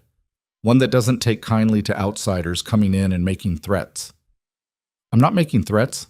I'm collecting my stepdaughter. Your stepdaughter is a married woman. She's got the legal right to choose her own life. And from where I'm standing, she's choosing to stay here. Marcus looked around at the growing crowd, clearly reassessing. Fine, but when this ranch fails, and it will fail, don't come crying to me for help. Wouldn't dream of it, Evelyn said. Marcus turned to leave, then stopped. You'll regret this, both of you. Already regretting wasting time talking to you, Caleb said. Now get off my property before I help you off. Marcus left, but the damage was done. The morning that should have been about celebration had been poisoned by his presence. Evelyn stood in the yard, shaking with adrenaline and leftover fear. You all right? Caleb asked quietly. I will be. Just give me a minute. The crowd slowly dispersed, people murmuring support as they went. Danny squeezed her shoulder. That was incredible, Mrs. Boone, the way you stood up to him. Didn't feel incredible, felt terrifying. You did it anyway, that's what counts. An hour later, Evelyn stood in her bedroom trying to calm her nerves. She was wearing her best dress, pale green cotton, carefully mended, nothing fancy but clean and pressed. Her hair was braided and pinned, a few wildflowers woven through it, courtesy of Danny's surprisingly deft fingers. There was a knock on the door. Come in. Caleb stepped inside, looking uncomfortable in his only suit. He'd shaved carefully, combed his hair, even polished his boots. He looked almost civilized, which made Evelyn smile despite her nerves. You're not supposed to see me before the wedding, she said. We're already married. Think that ship has sailed. Still, it's bad luck. Pretty sure we've used up all our bad luck already. He moved closer. You okay? After this morning? I'm fine, shaken, but fine. We don't have to do this today. If you need time, no. I want to do this today. I want everyone to see that Marcus Bellamy has no power over us anymore. She took his hand. I want to marry you, Caleb, really marry you, with vows that mean something and witnesses who matter and a future that's ours to build. He kissed her softly. Then let's go get married. The ceremony took place in front of the ranch house, under the wide Texas sky. The whole town had turned out. Ranchers and shopkeepers, families and single folks, even the saloon owner with his ever-present cigar. Someone had brought benches. Someone else had strung up wildflowers. It was simple and rough around the edges and absolutely perfect. Judge Hendricks stood at the front, looking dignified in his best vest. We're gathered here today to witness the marriage of Caleb Boone and Evelyn Mercer Boone. Now, technically, they're already married, but they wanted to do it right this time, with community and commitment and vows that mean something. People chuckled. Caleb, do you take Evelyn to be your wife? To stand beside her through hard times and good times, through ranch struggles and personal battles, through everything life throws at you? Caleb's eyes never left Evelyn's face. I do. Every day for the rest of my life, I do. Evelyn, do you take Caleb to be your husband? To build a life with him here on this land, to be his partner in every sense of the word, to choose him even when it's hard? I do, Evelyn said, her voice strong and clear. I choose him. I choose this life. I choose us. Then by the power vested in me by the state of Texas, I pronounce you husband and wife. Again. Hendricks smiled. Caleb, kiss your bride. Properly this time. Caleb pulled Evelyn close and kissed her like he meant it, like she was the only real thing in his world. The crowd erupted in cheers and applause. When they broke apart, both of them were grinning like fools. How's it feel to be properly married? Caleb asked. Exactly the same as being improperly married, except better. Yeah, much better. The celebration that followed was loud and chaotic and wonderful. Someone had brought a fiddle. Someone else had contributed enough whiskey to get half the town drunk. Tables appeared laden with food, contributions from everyone who'd come to witness the ceremony. Evelyn moved through the crowd, accepting congratulations, feeling the warmth of community wrap around her like a blanket. These people had chosen to support them, had stood up to Marcus, had made this feel like home. Danny found her near sunset, looking pleased with himself. Mrs. Boone got something for you. He handed her an envelope. Inside was money, bills and coins, carefully counted. What's this? Everyone pitched in, heard about your trouble with the bank, and figured you could use a little help. It's not much, but, Danny, this is over $100. Like I said, everyone pitched in. Evelyn's eyes burned. I can't accept this. Sure you can. That's what community does. We take care of our own. She hugged him hard enough to make him squeak. Thank you. Tell everyone thank you. Yes, ma'am. She found Caleb later, showed him the money. He stared at it like he couldn't quite believe it was real. This is enough to cover feed for 2 months, he said quietly, and make some of the repairs we've been putting off. It's enough to keep going. Yeah, it is. They stood together watching their community celebrate, and Evelyn felt something settle deep in her bones. This was what belonging felt like. Not the suffocating obligation of San Antonio society, but genuine connection built on mutual support and respect. As the sun set and the party continued, Caleb pulled her aside. I've been thinking about what happens next, after today. What do you mean? Marcus isn't going to give up. He'll keep trying to cause trouble, and the ranch is still barely holding on financially. We've got breathing room now, but it's not fixed. So what do? We build something better. Use this money to invest in better stock. Fix the fences properly. Maybe hire Danny full-time instead of part-time. Work smarter instead of just harder. He took her hand. And we do it together. Real partners, not just two people surviving side by side. I like the sound of that. Me too. He kissed her forehead. I love you, Mrs. Boone. I love you too, Mr. Boone. The months that followed weren't easy. Marcus made good on his threats for a while, spreading rumors and trying to damage Caleb's reputation. But the community of Red Hollow held firm, supporting the Boone Ranch through word and deed. The cattle sale that fall brought in more than expected. Caleb had taken Evelyn's suggestion to focus on quality over quantity, and it paid off. Buyers from 3 counties came looking specifically for Boone Ranch stock. They hired Danny permanently. He moved into the fixed-up bunkhouse and became part of their small family. The garden Evelyn had been coaxing to life finally thrived. providing vegetables that they sold in town for extra income. Slowly, painfully, the ranch stabilized. A year after their second wedding, Evelyn discovered she was pregnant. She told Caleb one evening after dinner, watching his face carefully. "You're sure?" he asked. "As sure as I can be without seeing a doctor, but yeah, I'm sure." For a long moment he didn't react. Then his face crumpled, and he pulled her into his arms, holding her so tight she could barely breathe. "We're having a baby," he said, voice rough with emotion. "We're having a baby. I don't know how to be a father. I don't know how to be a mother. We'll figure it out together." "Together? Yeah." He kissed her, soft and reverent, his hand coming to rest on her still flat stomach. "I can't believe this is real," he said. "You, the ranch, now a baby. Feels like too much good after so much bad. Maybe we're due some good. Maybe we are." The baby came in early spring, a boy with Caleb's dark hair and Evelyn's stubborn chin. They named him Thomas, after Evelyn's father. He was loud and demanding and absolutely perfect. Caleb took to fatherhood with the same intensity he brought to everything else. He built a cradle with his own hands, carved with birds in flight. He paced the floor at night when Thomas wouldn't sleep. He looked at his son with such fierce love that it made Evelyn's heart ache. "Never thought I'd have this," he told her one night, holding Thomas while Evelyn finally got a few hours of sleep. "A family. A real one. You have it now," she said, watching them together. "I know. Scares me sometimes. How much I have to lose." "Then don't focus on what you could lose. Focus on what you have."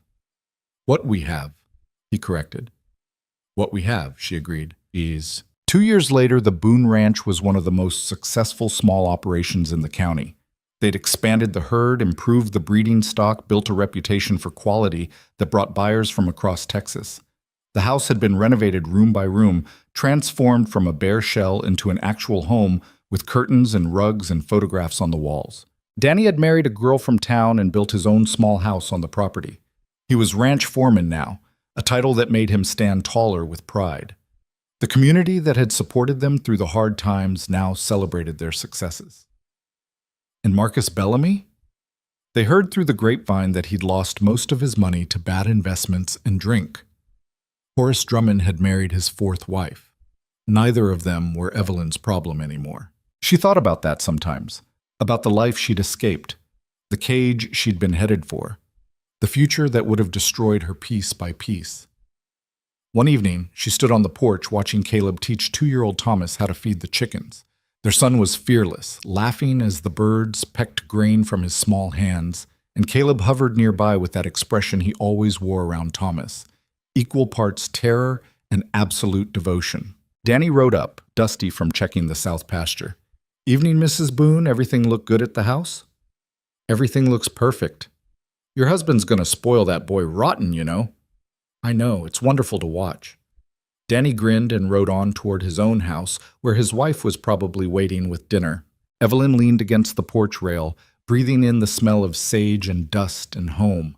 The 2 carved sparrows still sat on the dresser in the bedroom she shared with Caleb, her mother's and his, side by side, reminding her daily that sometimes broken people could learn to fly again.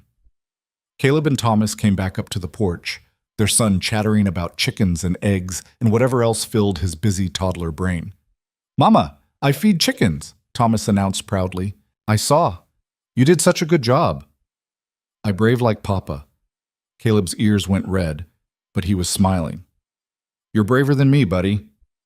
They went inside for dinner, the 3 of them together, and Evelyn felt the same thing she felt every evening at this time. Gratitude, peace, the bone-deep certainty that she was exactly where she belonged. She'd come to this ranch desperate and afraid, expecting nothing more than survival. She'd found purpose, partnership, and a love fierce enough to weather any storm. The Texas frontier was harsh and unforgiving, but it was also a place where you could start over, build something new, become someone different from who you'd been forced to be.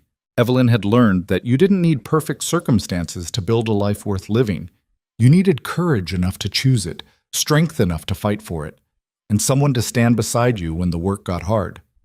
She had all of that now. Later that night, after Thomas was asleep and the dishes were done, Evelyn and Caleb sat on the porch in the darkness. His arm was around her shoulders, Her head rested in the curve of his neck.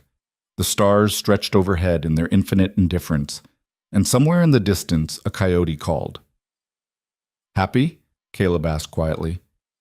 Completely. Even though it's hard work and isolation and nothing fancy? Especially because of that. This life is real. I'm real here. We're real. Yeah, we are. They sat in comfortable silence, two people who'd learned each other's languages, who'd built something solid from nothing but determination and desperate hope. I never thanked you, Evelyn said. For what? For seeing past the practical arrangement, for letting me in even when you were scared, for loving me enough to fight Marcus. For all of it. Caleb turned her face toward his, kissed her gently. You don't have to thank me for loving you, Evelyn. That's the easiest thing I've ever done.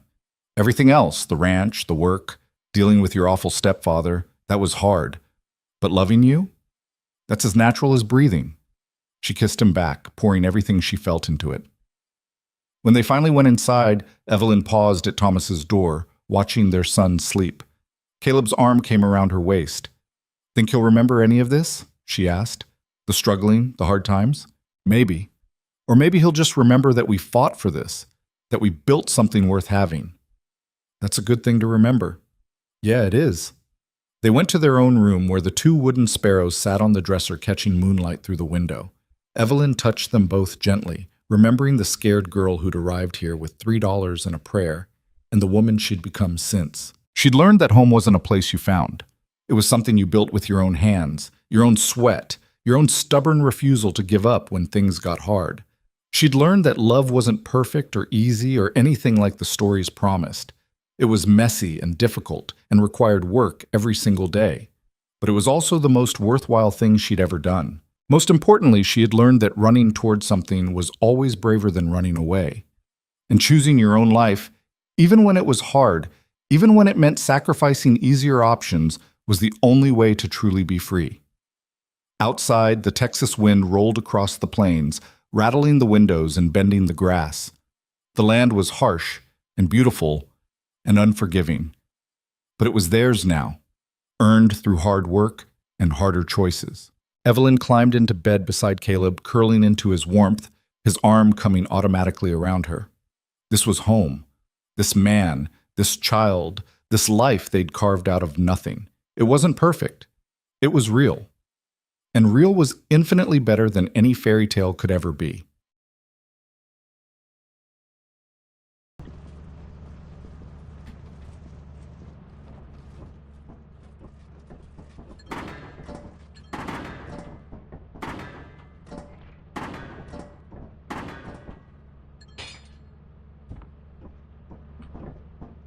Guess I'll wait here. What do we got? Ben is... There's loot in there.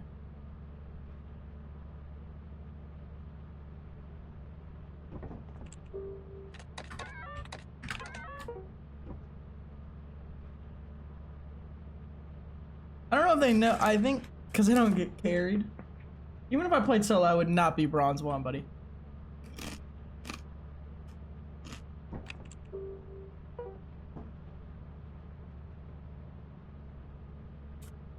That boy running from something.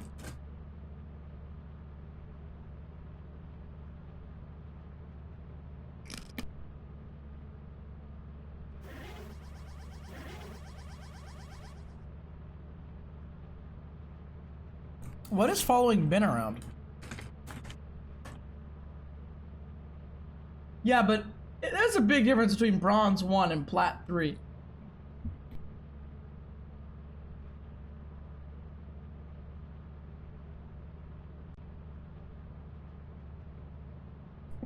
Genuinely, what is following Ben? Is it the baby?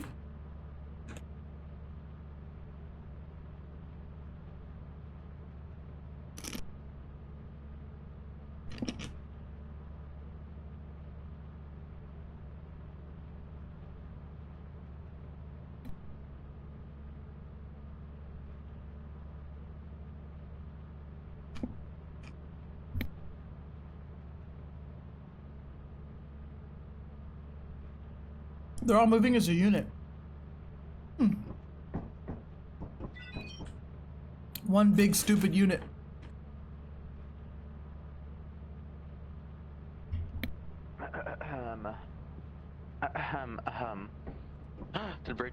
message.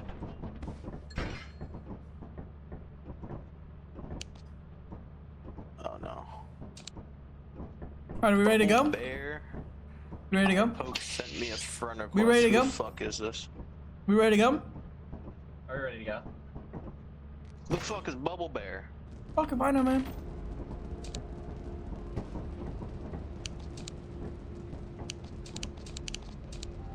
It's gotta be a robot. Chandler, you would do this shit, bro.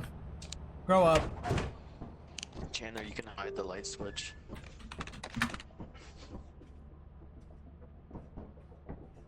No, I didn't drop it in dirt. Grow up.